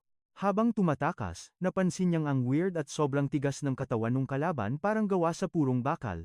Dahil buwisit na buwisit sa pagtakbo niya, buong lakas na sinuntok ng kalaban ng kalsada kaya nawasak yung semento sa paligid niya. Umilaw ng bongga yung kamao niya sa sobrang dami ng energy bago niya hinabol ang bida natin.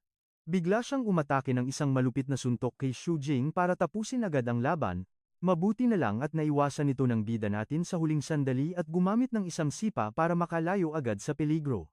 Nang makalayo-layo ng konti, patuloy siyang tumakbo papasok sa isang eskinita para makatakas mula dun sa lalaki. Alam niyang sobrang off nung kalaban at na-realize niyang hindi niya kakayaning makipagsabayan ng matagal, pero mabilis pa sa kidlat yung nakasuit kaya naabutan niya ang bida natin at hinablot sa jacket. Walang kaabog-abog na inihagis niya si Shujing ng buong lakas sa pader ng building.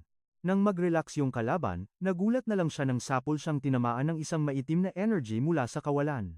Pagkatapos nun, nagsimulang umusok ng itim yung buong katawan niya, at humiyaw siya ng malala habang may tumutugtog na music dahil sa sobrang sakit.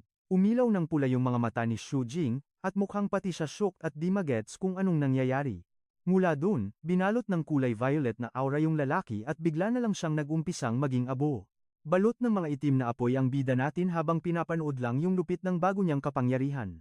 Pagbagsak ng kalaban, may lumabas na system notif na nagbigay sa kanya ng sandamakmak na X dahil sa panalo niya. Habang nakaupo sa katawan ng tinalo niya, nakatanggap pa si Shu Jing ng mas maraming X notif dahil nakajombag siya ng high level na kalaban. Dahil yan, sabay-sabay nag-level up yung mga skills niya, patunay kung gaano siya lumakas sa laban na yon. Ni-reveal din ng system na Shadow Flame ang pangalan ng bago niyang skill. Nang tignan niyang maigi, may napansin siyang weird na bakal na device sa dibdib ng lalaking tumba na. Na-realize ni Shu Jing na balot pala ng sobrang kunat na artificial skin yung katawan ng kalaban niya. Kaya naman nagets niyang nanalo lang siya kasi inatake niya sa loob yung lalaki gamit ang bago niyang power. Kinilatis din niya yung batong tinamaan ng apoy at napansin niyang depende sa tigas ng target yung damage. Sabay nito, na-realize niyang malamig hawakan yung apoy at wala itong normal na init. Shock siya nang biglang naglaho yung itim na apoy sa kamay niya na walang iniwang kahit anong paso o sugat. Biglang naalala ng bida natin na galing pala mismo sa mga anino sa paligid yung nako-convert na itim na apoy. Kaya pala nagets niya na dahil pasikat na yung araw. Humina yung apoy kasi pakonti na ng pakonti yung aninong mahuhugutan niya ng power. Biglang nawala ng parang bula yung dark energy sa katawan niya. Napansin ni Shu Jing na nawala na yung skill at nabwisit siya kasi di man lang niya alam kung gaano katagal yung cooldown nito. Naisip niya na lang na i-let go na muna yun at kailangan muna niyang i-report sa boss niya yung mga nangyari. Sa kabilang banda naman, makikita sa Southern District ng city ang isang dambuhalang building na sobrang agaw pansin sa lugar. Sa loob, may isang weirdong halimaw na gawa sa laman at tinik na nagwawala sa isang madilim at nakakakilabot na kwarto. Sa harap ng monster, isang long-haired na kuya ang seryosong nakatitig na may nakakatakot na aura. Hinawakan niya yung halimaw at tinanong yung isang nagngangalang Ping-Ping kung alam ba nito kung bakit siya andun. Eksena naman ngayon dun sa dugyot at puro bandage na si Duan Kaping, umaamin na alam niyang bawal na siyang gumawa ng eksena. Bigla ba namang dinuraan ng itim na likido nung halimaw yung braso ni kuya, kaya shocked ang person, tapos, nang gigigil na piniga nung long hair na boss yung braso niya. Sa bunot malala ang inabot niya, sabay bulyaw kung bakit sobrang tigas ng ulo nito kahit alam na ang mangyayari. Nanlilisik yung mga mata ni Bossing sa galit, sabay tanong kung bet na ba daw tapusin ng bata niya ang life nito. Dahil takot na takot, naglupasay agad sa sahig si Duan at nagmakaawa na patawarin siya sa epic fail niya. Kumalma naman bigla si Bossing at pinatayo ang umiiyak na si Duan. Nung hanapin niya yung dalawang inutusan niya, sumagot yung halimaw na tsugi na daw ang mga ito. Napaisip tuloy ang lolo mo kung yung White Crow ba ang salarin. Pero umamin si Duan na isang binata daw ang bumasag sa trip nila. Shocked malala si Master at gigil na nagtaka kung sino ba yung pabibong yun. Agad namang sinabi ni Duan na Shu Jing ang pangalan ng lalaki, at super basic NPC lang daw ito na walang special powers. Sumabog na parang bulkan yung Master sa inis, imposibleng matalo daw ng isang normal na tao ang mga malalakas niyang alagad ng ganun-ganun lang. Nag-alburoto pa rin siya, kesyo di man perfect yung mga mutant niya never naman silang matitibag na mga ordinaryong tao lang. Kaya bet agad i-hunt ng Master yung halimaw kay Shu Jing para gawing dog food dun sa nanay ng mga insekto. Ngumiti ng sobrang creepy ang loko sabay flex ng plano niyang sakupin ang buong mundo gamit ang mga halimaw niyang Junakis. Sa kabilang banda, overthinking malala ang bida natin sa loob ng elevator dahil sa ginawa niyang kalat sa mission, naisip niyang dead mahina lang yun. Kung minalas-malas man, babawiin na lang daw niya sa dami ng points at achievements niya. Pagdating sa ikapitong palapag, bumukas ang elevator at sasalubungin siya ni Ju Shanning. Nag-sorry agad ang lola mo kasi di niya na-predict yung gulo kaya naiwan sa ere ang bida natin. Gulat na gulat si kuya sa biglaang pa-sorry ni ate girl tipong na-stuck siya at di alam ang ire-react. Para makabawi, i-upgrade daw niya yung mission sa C+ na rank at may pabonus pang reward. Sana all.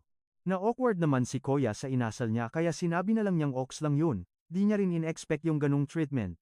Habang nag-catwalk sila sa hallway, chika ni Ju Shanning na na-identify na nila kung sino yung nakipagsuntukan sa kanya kanina.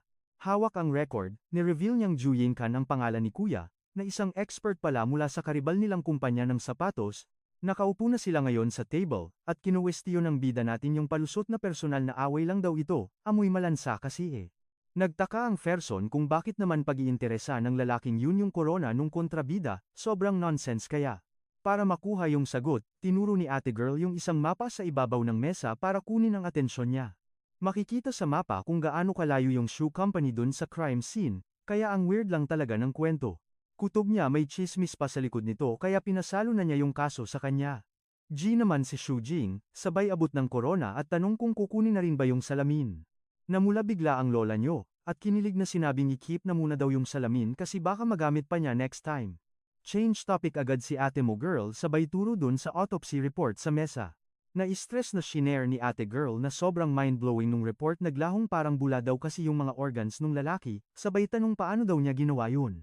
Naalala ni kuya yung shadow flame power niya pero bet niyang i-gatekeep muna to. Nagpa-cute na lang siya, sabay hubad ng salamin at tanong kung pwedeng pass na lang sa tanong. Gumana ang riz ng bida natin, literal na natameme si Ju Shanning sa kapogian niya na in love bigla lola niyo eh. Nagpanik si Ju Shanning at sinabing wag na daw i-reveal yung sikreto niya, tsaka sinabi ring sobrang op na divine artifact pala yung salamin na yun. Napaisip tuloy si Koya natin at para di awkward, nag-change topic na lang. Tinanong niya kung para saan ba yung golden card na binigay sa kanya kanina, para saan daw ba gamitin ito. In-explain ni ate girl na containment card daw yun at magpapa-easy mode daw sa next missions niya. Napangisi si Shu Jing sabay tanong kung official member na ba siya ng squad. Pumitik ng daliri si Ju Shanning at kinonfirm na tama siya, certified official member na nga siya. Welcome to the club. Dagdag pa niya, pwede na niyang tignan at kalikawin ang lahat ng files sa loob ng library, no limit. Tapos nun, nagpaalam na si ate girl dahil marami pa daw siyang backlogs, kaya siya na lang daw muna mag-ikot-ikot sa paligid. Kumaway na lang papunta kay ate girl ang bida natin habang naglalakad to palayo. Biglang na-hype si Shu Jing, feeling niya baka maka-jackpot siya ng clue tungkol dun sa cattail ring. Pumasok siya sa library at napawaw na lang kasi isa pala itong napakalaking high-tech na server room, grabe yung setup. Habang naglalakad sa aisle, manghang-mangha si Koya mo, feeling niya nasa ibang dimension siya. Napansin din niya na may unique na password o ID code bawat server doon. May nakita siyang folder sa isang shelf tungkol sa isang relic na ngayon niya lang talaga nasilayan sa buong buhay niya. Pero nung try niya i-access, bigla ba namang nag-error ng insufficient permission, kaya napakamot na lang siya sa ulo. Anyare? Nag-try siya ng ibang file baka sakaling pumasa, pero ganun pa rin yung lumabas na error sa screen niya. Pabebe ah. Para siyang baliw na tumakbo sa buong library para i-spam lahat ng files, pero sad life, rejected pa rin siya ng system paulit-ulit. Pagod na kakatakbo, buwisit na buwisit ang bida natin at nagreklamong na scam siya ni ate girl. Naisip tuloy ni Shu Jing baka pati yung Singsing may pa-VIP access, kaya hahanapin muna niya yung mismong file. Konting kalkal lang sa mga estante, jackpot. Nahanap din niya sa wakas yung dokumento para sa cattail ring. Todo dasal ang bida natin na parang nasa simbahan, umaasang papapasukin siya ng sistema. Himala at gumana ang dramang yun, biglang lumitaw sa harap niya ang notifikasyon na open na ang files. Napangiti ng wagas ang ating bida, feeling winner at super happy sa nangyari. Kaso, may pa-warning ang system na level bilang daw ang Singsing, kaya 2 layer lang ng impormasyon ang masisilip niya. Deadma sa warning, chill na umupo ang bida natin para magbasa. Dito niya nalaman na pwede ka palang maging pusa kapag 1 buwan mo ginamit yung Singsing. May drawing pa ng diyosa ng mga pusa sa libro. Sabi pa, may isang doktor daw na gumawa ng sariling kulto nung makita ang Singsing. Naguluhan ng slight ang bida natin kaya paulit-ulit niyang binigkas ang pangalan ng grupo sa sarili niya. Dahil na curious, mabilis niyang binuklat ang iba pang mga pahina para mag-imbestiga tungkol sa kulto na ito. Sa isang litrato, may nakita siyang malaking lamat. Ayon sa teksto, lumilitaw raw ang mga bitak na ito kapag may namatay na Diyos. Nanggalugarin daw ang mga bitak, nakahanap ang mga tao ng gamit para kausapin ang mga Diyos. Dito nagsulputan ang mga kultong uhaw sa power, at tinawag na vessel ang mga biniyayaan. Shocked ang bida natin nang magets na niya ang ibig sabihin ng salitang iyon. Kaya naman tinuloy niya ang pagbabasa para mag-dive deep sa kwento ng mga grupong ito. 200 taon na ang nakalipas, may kultong nag-try kontakin ang Diyos ang si Bastet, kaso send-zone sila nito. Nagbago lang ang ihip ng hangin nang may isang miyembro ng kulto ang nakapagpag-ana ng, dahil dito, ginawa siyang pusa nung gamit, at nakuha na rin niya sa wakas yung basbas ni Goddess. Plot twist sa libro, yung basbas pala hindi para sa tagasunod kundi para sa Singsing, kaya mas naging OP yung item. Pag nag-fuse na, unti-unting maa-absorb ng user yung powers ni Bastet hanggang sa siya na mismo ang maging literal na diyosa in the end. Kaya pala uhaw na uhaw yung Lion Sage cult na itumba yung present user ngayon, para mabawi nila yung OP na Singsing. Nag-sink in na sa bida natin yung tindi ng sitwasyon, na-realize niya na target pala talaga nilang tigbakin si Ning Fang na. Boom, naalala niya bigla yung utos nung pusa na mag-grind siya para dito. Kung hindi siya nagpa-level up agad, malamang matagal na silang na-GG nung kulto. Tapos may nakitang pahina ang bida natin na nag-e-explain kung paano ba talaga i-activate yung fusion nung cat ring. Sabi sa libro, kailangan daw muna ng matinding feel sa unang fusion, at dapat daw ulitin yun lagi nung user. Napaisip ng malalim ang bida natin matapos mabasa na kailangan daw ng grabeng emotional trigger para gumana yung fusion. Bigla tuloy nag-flashback sa kanya yung araw na pinaliguan niya si Ning Fang na noong kuting pa lang ito. Dahil sa lakas ng imahinasyon niya, na-picture out niya bigla na nag-transform into anime cat girl yung pusa. Grabe ang pamumula ng mukha ng bida natin, parang sa sabog eh. Masyado kasing HD yung na-imagine niya para i-handle. Nataranta siya na baka kailangan niyang gawin yun kay Ning Fang na palagi para maging tao ito. Napangiti na lang ng pilit si Xu Jing habang nag-iisip kung paano i-explain sa lola mo yung rules. Sakto naman, may nahagip pa siyang pahina sa libro na nagbabanggit tungkol sa mga side effects ng singsing. Nakahinga siya ng maluwag, wala daw kasing negative effects yun sabi sa libro. Ang main boss problem lang talaga ay yung Lion Sage cult. Bad trip ang bida natin. Paano ba naman, di makasagap ng chika kasi pang low level lang ang access niya. Biglang nag-buzz ang cellphone niya. Pag-check ng notif, shooked ang lolo mo kasi may pumasok na higit 200,000 sa account niya. Abot tenga ang ngiti niya kakaisip sa mga masasarap na lalamunin at sa extra time para mag-grind sa training. Kaya naisipan niyang magluto ng bonggang handa, saka na lang niya ipapaliwanag kay Ning Fang ang sitwasyon.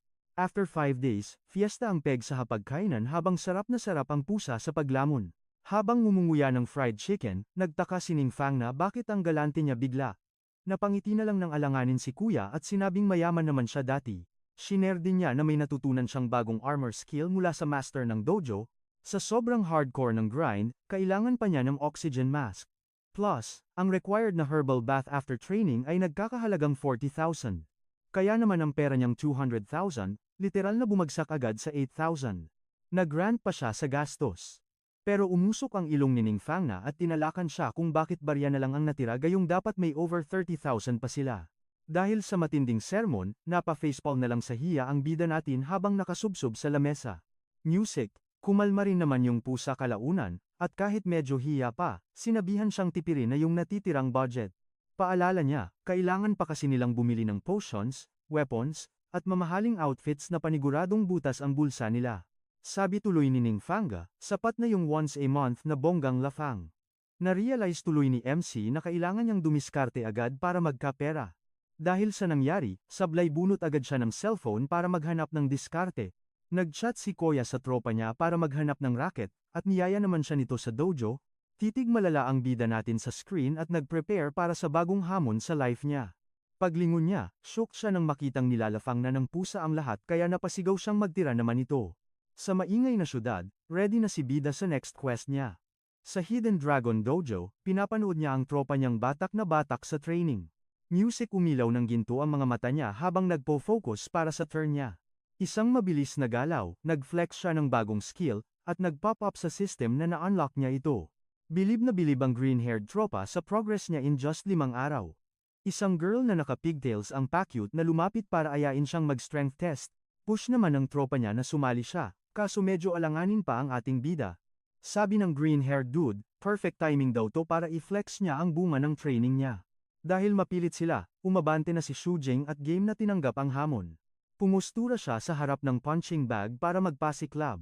Inasar siya ng iba na wag daw masyadong bida-bida, pero dinipensahan siya ni Pigtails Girl. Walang paligoy-ligoy, chill lang na binitawan ng bida natin ang isang diretsyo na suntok sa bag.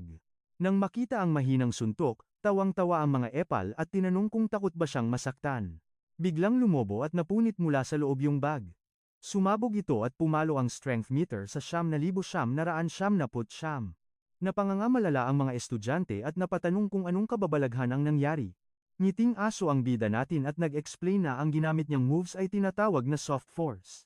Sabi niya, ang sekreto daw ay i-focus ang lakas sa isang spot para doon sumabog sa loob ng target. Nag-thank you ang girl sa tip, habang may isang student na masama ang tingin sa kanya. Sa sobrang inggit, music. Inutusan ng lalaking yun ang tropa niya na kumuha ng bagong punching bag sa storage.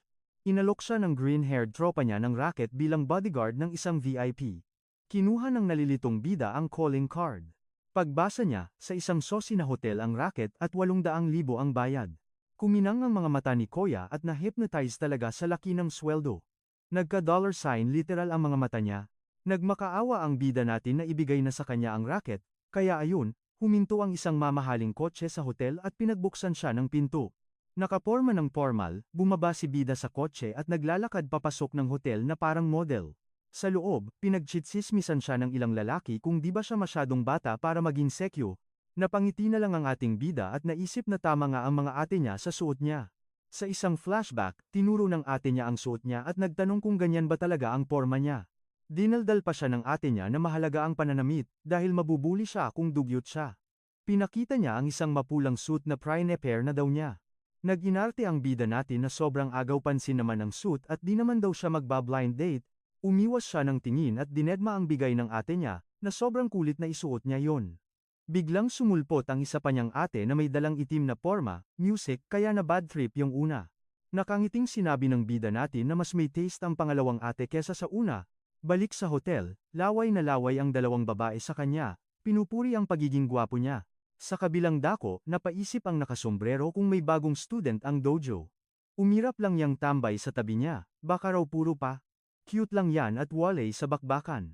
Singit naman ng naka-white suit hindi raw tatanggapin ng Dragon King bilang 7th disciple kung hindi halimaw sa galing. Napansin niya kasi sa lakad pa lang ng binata na solido ang tindig at swabe ang body control nito. Kilala ng lalaki ang 6 disciples ng dojo, pero totally clueless siya kung sino tong bagitong to. Hirit pa niya, kahit anong lupit ng teknik niyan, tutumba rin yan sa 100 na kalaban, bagay na ikinabad trip ng tropa niya. Napikon ng nakasombrero at umayaw na sa debate, sayang lang daw laway sa utak kamao. Sakto namang nilapitan siya ng hotel staff at tinanong kung siya ba yung bouncer sa party. Sabay ngiting may angas, nagpakilala ang bida natin bilang si Shujing ng sikat na Hidden Dragon Dojo. Winelcome siya ng staff sabay latag ng blueprint para i-brief siya sa mga magiging ganap niya sa trabaho. Tinuro ni Kuya yung stage sabay sabi kay Shujing nakatoka yung parteng yan. Habang hawak ang mapa, naisip ng bida natin, sa dami ng bantay, ewan ko na lang kung may mag-inarte pa. Sabi ni Bossing, pang backup lang daw yung extra guards tapos sibak na siya pabalik sa trabaho, pero nakatunog yung bida natin, ang weird na kumuha pa sila ng 6 na halimaw na masters. Napansin din niyang ang daming nakabantay na mga pro na bouncer sa paligid, grabe. Pagtingala niya sa kisame, shooks, parang OA naman sa dami yung mga CCTV ngayon. Dito na na-weirds out si Shujing. Ramdam niyang may parating na malaking gulo eh. Napaisip tuloy siya kung anong pasabog ang mangyayari at kailangan ng ganitong ka-OA na security. Biglang sumulpot yung dambuhalang nakaputi at tinanong kung siya ba yung bagong miyembro. Seryosong lumingon yung bida natin sabay banat ng, sino ka ba? Nagpakilalang Leijukin ng Tiger Soul Dojo si Kuya. Pa-humble effect na ayaw raw ng gulo, pero nag-flex ng nakakamatay na aura sabay aya ng laban. Kahit na provoke, low-key lang ang bida natin at deadma sa kaba. Chill niya lang tinanong kung paano. Niyaya siya nitong magsukatan ng lakas, at walang paligoy-ligoy na G agad ang bida natin. Gets ni Shujing na minamaliit siya nung isa, kaya perfect timing to para itest yung sarili niya. Out of nowhere, sumulpot yung lalaking spiky ang buhok. Shocked siya nang makita yung bida natin doon. Usisa naman nung babaeng katabi nung redhead kung kilala ba niya yon at kung kanino siya tataya. Sakto namang lumapit yung lalaking naka-purple hair. Walang paligoy-ligoy na sinabi nitong dun siya sa bata pupusta. Inasar ng babae si redhead, ni-remind pa na huling beses napaiyak siya sa sakit nung higante. Sa kabilang banda, may ate girl na nakikichismis. Sabi niya, wala namang galawan GG na ata yung bata. Pero sabat ni purple hair, meron daw galawan, sadyang bulag lang sa ganun ang mga normal na tao. Ginamit niya yung analytical skills niya at nagets na bakal ang katawan ng bata kahit patpatin, ngumiti pa siya at nagpapasikreto kay redhead na ipakilala siya mamaya. Habang nanunood, napanganga na lang si redhead. Paano daw nag-level up ng ganun kabilis si Shujing? Nag-flex ng purple aura yung higante sabay asar sa bata na umuwi na lang daw at matulog. Ramdam ng bida natin yung diin ng hawak at nagets na batak sa training si Kuya. Napasmirk na lang si Shujing sisiw pa rin kasi sa kanya to.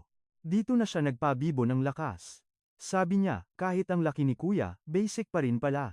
Shook malala si Dambuhala, litong-lito kung anong klaseng salamangka yung nangyayari. Umapoy ng pula yung mata ng bida natin sabay labas ng angas na aura at tinitigan siya. Pinagpawisan ng malapot si Liquin, ramdam niyang di na niya kaya yung bata. Kaya ayun, napaaray siya sa sobrang sakit habang chill lang na nakangiti yung bida natin. Biglang may umalingaw-ngaw na tunog ng nabaling buto sa buong hall at natapos ang handshake ng pilit. Pati bida natin nagulat sa tunog, mukhang napasobra yata yung force. Binawi ni Liquen yung kamay niyang kasing pula ng kamatis, habang nang aasar na nagtanong si Shujing kung goods pa ba siya. Pilit na tumawa si Kuya Boy sabay praise sa lakas nung bata, na impress daw siya eh. Palusot.com si Kuya na mag-CCR muna, at mabilis na nagpaalam para maka-escape sa kahihiyan. Pagkaalis, naglakad sa hallway yung lalaking nakaputi, feel na feel pa rin yung pagpapaastig niya. Pero nang walang nakatingin, bumigay na siya sa sakit, naiyak habang hawak yung durog niyang kamay. Napaluhod sa sahig si Kuya sabay mura, iniisip kung alien ba o halimaw yung bata. Balik tayo sa hall, iniisip pa rin ni Shujing yung lagutok ng buto, nang biglang may tumawag sa kanya. Nang marinig yung boses, umikot agad ang bida natin para i-check kung sino yung epal.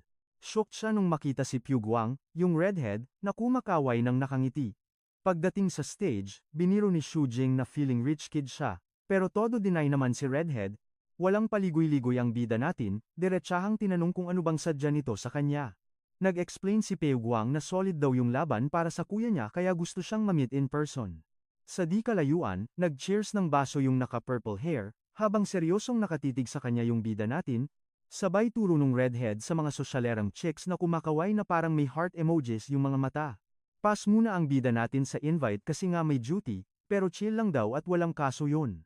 Dagdag pa ng lolo mo, kung may gusto sa kanya, dapat nilalapitan siya ng personal, hindi puro pa-chat. Pagkasabi nun, nag-walk out na ang bida natin habang naiwang nakanganga si redhead feeling shook sa angas nung bata. Dahil nakaget-gets yung mga chicks, hinabol nila si Kuya Mo. May isang blonde na umabot sa kanya, labas agad ang cellphone at pa-cute na nanghihingi ng number niya. Agad ding sumugod yung ibang mga babae para palibutan siya, sakto namang dumaan yung isang delivery boy na may tulak-tulak na cart. Na bad trip tuloy ang bida natin, tapos na weirds out dun sa delivery guy kasi hindi man lang to na-mention ni manager.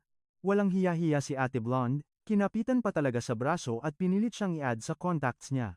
Sabay pa cute na kumindat si Ate Girl, sabi niya may mga spicy chika daw siyang i-share kung i-add siya. Dahil makulit talaga, napilitan din si Shujing na ilabas yung cellphone niya habang nakatitig si delivery guy sa malayo. Saktong pinindot nung kahina-hinalang lalaki yung red button, pa-activate ng isang pampasabog. Sa loob ng isang kahon, may umilaw na pula tapos biglang kuminang ng bongga palibot. Nagulat na lang si Shujin nung biglang nanguryente yung phone niya, akala tuloy niya sira na yung baterya eh. Napatingin tuloy si bida sa cellphone niya, ramdam niyang may maling nangyayari, tapos boom, nag-brownout bigla sa hall kaya nagkagulo ang mga bisita. May isang kuya na mag-open sana ng flashlight, kaso low-bat na daw siya, awit. Weird na weird ang bida natin kasi full charge pa phone niya bago mawalan ng kuryente. Nagets niya na deads lahat ng gadgets. Dahil dito, alam ni Shujin na may gumamit ng electromagnetic pulse, ang tanong bakit kaya? Tapos ayun na nga, biglang basag lahat ng bintana sa sobrang lakas ng tunog, nagliparan yung mga bubog. Sa sobrang takot, napakapit ng mahigpit kay bida yung babaeng blonde, at alam na may kalaban. Gulat na gulat yung mga tao sa event, chika nila kung basag na salamin ba yung narinig nila. May isang nagpakalma sa lahat, kaso napansin niya na biglang nawala na parang bula yung tropa niya sa tabi. Nagsindi ng lighter si kuya mong naka-purple hair sabay utos na magdikit-dikit daw silang lahat para safe. Sumunod naman yung mga bisita sa sinabi ni Young Master Pei, nagkumpul-kumpul sila para iwas disgrasya. Biglang may tumunog na nakakakilabot kaya napatingin sila, at may tinuro yung isa na creepy shadow sa may pinto. Wala pang nakakagalaw, may bisitang tinaraid sa likod kaya napasigaw ito. Hinila siya sa dilim at may sumigaw na tinangay si President Jiang. Naiwan na lang yung malaking bakas ng dugo, kaya sobrang nagpanik ang lahat. Naging magulo na talaga ang eksena at nagkanya-kanyang takbo na sila para mabuhay.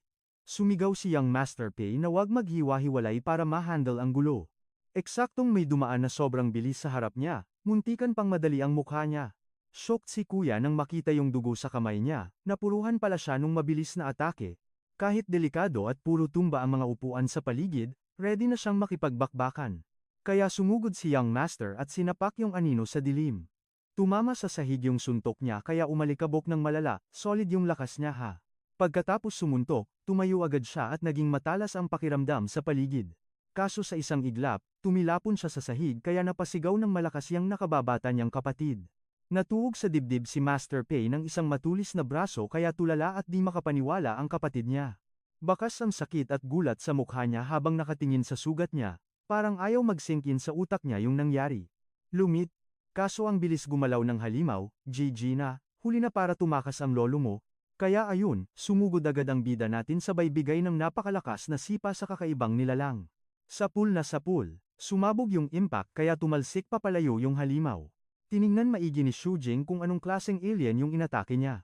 Gulat siya nang lumabas mula sa pader ang isang dambuhalang insekto na sumisigaw ng nakakakilabot. Umiilaw pa yung pulang mata nito habang nakakakilabot na ngumunguya na parang ewan. Namukhaan ng bida natin yung insekto, shish, sulit pala yung matinding training niya para matumba ito. Nalaglag pa nga ng mga bisita sa lakas niya, lalo na at napansin nilang nagsiwian na yung ibang guards. Tumakbo palapit si Pyu Guangong para magpasalamat dahil niligtas niya silang magkapatid. Pinigilan siya ni Shujing, "Huy, huwag kang lalapit, buhay pa yan." Bigla na lang basag uli ang pader dahil mas gigil na aatake ang halimaw. Napansin niyang nag-level up yung buhay ng insekto kaya naisip niyang subukan uli ang tigas nito. Naisip ng bida natin na hindi worth it ibuwis ang buhay para sa kakarampot na sweldo. Walang paligoy-ligoy, binigyan ng bida natin ng solid na sapak sa ulo ang halimaw, rinig mo yung pag-crack. Sa sobrang lakas ng sapak, lumipad ng bongga yung insekto mula sa kabilang dulo ng kwarto. Nanlilisik ang mga mata, sabi niya, hindi lang ikaw ang marunong gumalaw sa dilim boy. Ayun na nga, pinakita ng system na binigyan siya ng night vision ng shadow flame niya, astig. Nagreklamo pa ang bida natin na sana una palang ginamit na niya para easy win. Dahil malinaw na ang mata niya, tuloy ang labanan at nagtilapsikan ang spark sa tindi ng mga banat. Shocked si kuya sa tindi ng bakbakan, pero sabi ng young master, hindi raw ito tabla.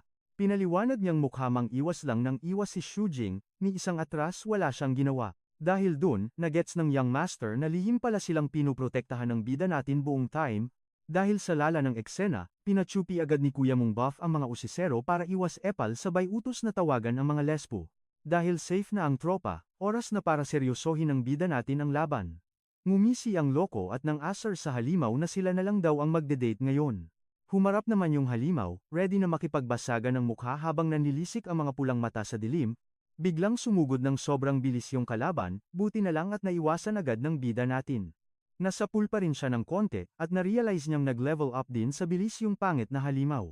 Todo bigay na sumugod ulit yung halimaw sa MC natin. Nakangisi pa ang loko at feeling sure win na siya sa labanan na ito. Biglang napunta sa madilim na void si Shujing at napaisip kung anong trip na naman ito.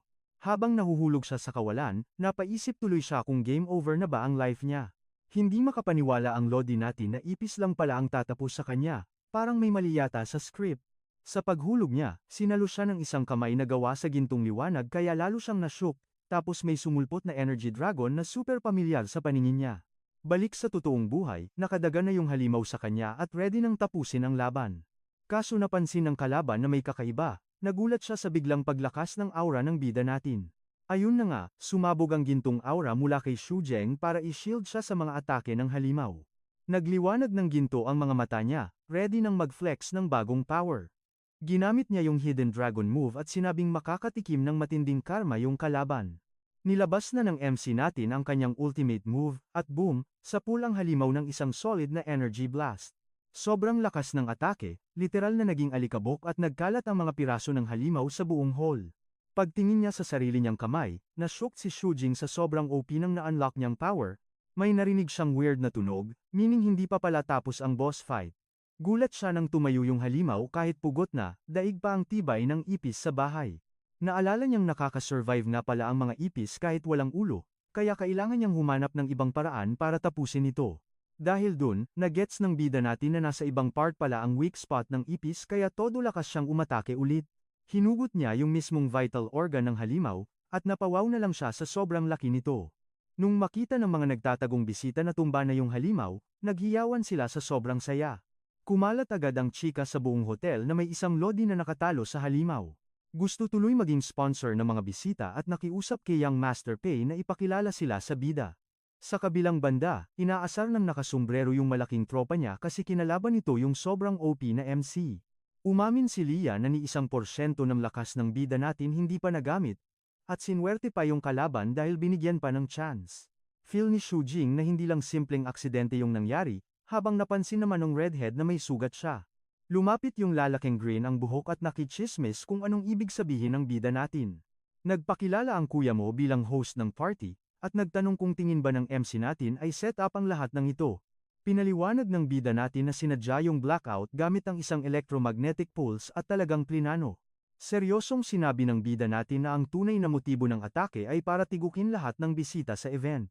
Sa sobrang inis ng host sa nalaman niya, sinabi niyang ipapaimbestigahan daw ang atake sa tatay niya. Pero tiningnan lang siya ng MC natin at tinanong kung bakit pinilit pa rin ang party kahit alam na nilang sobrang delikado. May humirit na bisita na baka may tinatagong sikreto yung host kaya biglang nagka-atakehan. Kaya pinalaan ni Shu Jing ang lahat na hindi pa tapos ang kalbaryo at kailangan na nilang tumakas agad. Nagsimula na ngang mag-evacuate ang mga tao habang pinapakalma sila ng host. Tinanong ulit ng lalaki kung kilala ba ng bida natin kung anong klaseng halimaw yun, pero iniwasan niya agad ang tanong. Nagets ni Shu Jing na tinetesting lang siya at mas magulo pala ang sitwasyon kaysa sa inaasahan niya. Dahil safe na, kanya-kanyang tawag sa pamilya ang mga bisita habang biglang nag-notif ang system ng bida natin. Sunod-sunod na lumabas ang mga notification na naka-gain siya ng XP at nag-level up pa ang mga skills niya.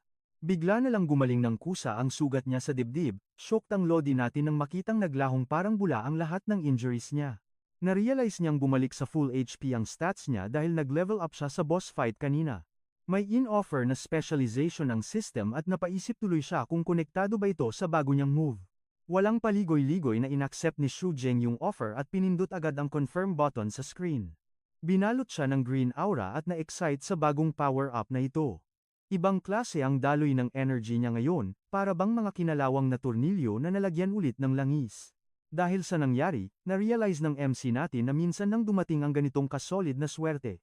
Kaya sinamantala ng ating bida ang pagkakataon para mag-grind at i-train yung kanyang streamer armor skill.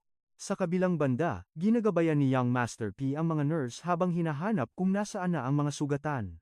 Paglingon ni Kuya, shock siya malala sa nakita sa sala. Chill lang na nagme-meditate si Shu Jing sa sofa tapos may pa-aura pa ng dragon.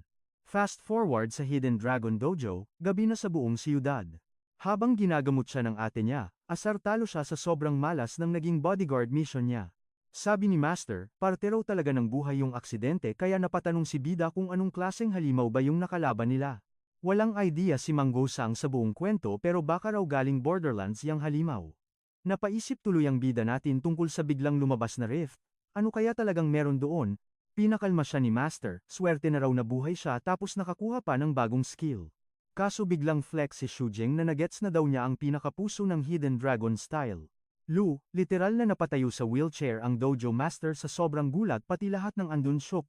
Lumapit agad si Mang Bosang tapos hinawakan sa braso si Bida pa i-check ang pulso niya. Nang idikit ni Mang Bosang ang kamay niya sa dibdib ng bata, grabe ang panlalaki ng mata niya sa naramdaman.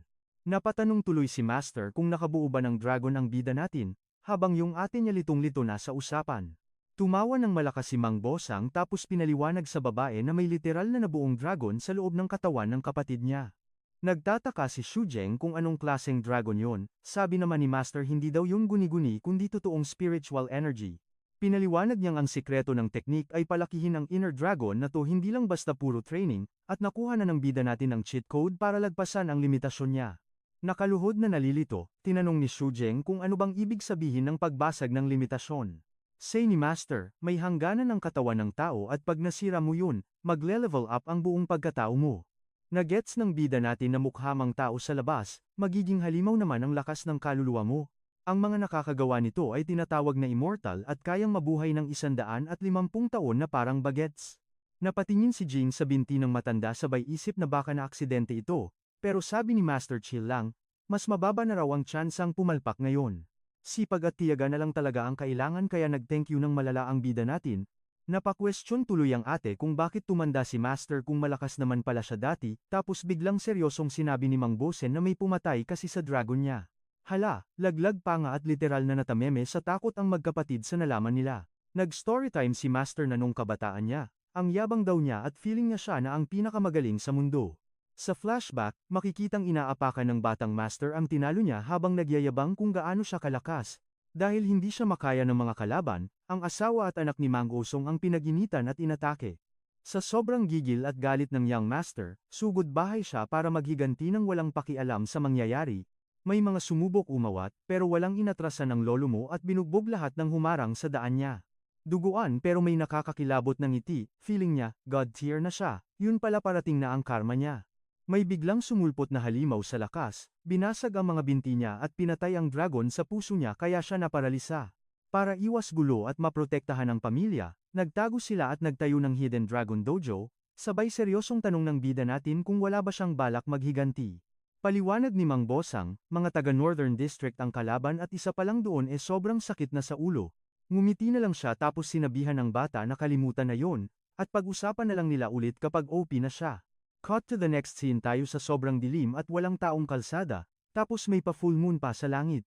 Pag-uwi ng bida natin, umakyat siya ng hagdan sabay labas ng cellphone para silipin ang mga chats. Pag-check niya, may notif na pumasok yung 800,000 sa account niya, shocked siya kasi ang bilis magbayad ng hotel. May bitbit na bag si Shujing pagbukas ng pinto tapos sumigaw siya ng I'm home, kahit sino man ang nasa loob. Pagkapasok niya tinawag niya agad ang pusa, kaso wali doon kaya napaisip siya kung saan na naman naglayas yung person. Umiilaw ng blue ang mga mata niya habang ginagamit ang visualization skill para hanapin ang pusa. May nakita siyang mga hugis pusang anino na nagtatakbuhan kaya inisip niyang enjoy ang alaga niya. Biglang napansin ng isang anino na nandun siya, tapos tinanong kung may balak ba siyang gumala ulit. Natarantang tumakbo sa bintana ang bida natin para silipin kung anong gulo na naman ang pinasok ng pusa niya. Pagtingin niya sa labas, na-corner ng dalawang kahina-hinalang anino si Ningfang na nasa cat form. Nataranta siya ng malala pagkakita nito kasi gets niyang nasa malaking panganib ang alaga niya. Para makatakas sa mga kalaban at masigurong ligtas ang pamilya, nagtago sila at dun na itinayo ang Hidden Dragon Dojo. Seryosong napatanong ang bida natin kung hindi ba talaga gustong gumanti ni Master sa mga nanakit sa kanya. Ayon kay Mang Bosang, mga taga Northern District ang mga nanggulo sa kanya at isa pa lang sa kanila sobrang hirap ng talunin. Ngumiti lang ang lolo mo sabay sabi sa bata na wag na daw isipin yon. Magpalakas muna siya bago sila mag-usap. Lipat agad ang eksena sa isang super dark at dead-end na kalsada. Oras na ng gabi pero sheesh, ang ganda ng sikat ng buwan. Pagdating sa bahay, umakyat na agad sa kwarto ang bida natin habang kinakalikot ang phone para silipin ang mga notifs niya. Boom! Nakita niya sa screen na may pumasok na 800,000 dolyar sa account niya. Shocked siya kasi ang bilis magbayad ng hotel. Bitbit ang bag niya, binuksan ni Shujing ang pinto sabay sigaw ng nandito na ang pogi, para sa kung sino mang tao sa loob. Pagpasok sa bahay, hinanap agad ng bida natin yung alaga niya, kaso nung nagets niyang wali dun yung pusa, napaisip tuloy siya kung saan naglakwat siya yung mingming na yun. Biglang umilaw ng asul ang mga mata niya sabay gamit ng vision powers niya para matrack kung nasaan yung alaga niya. Mula dun, may nakita siyang mga aninong hugis pusa na naghahabulan.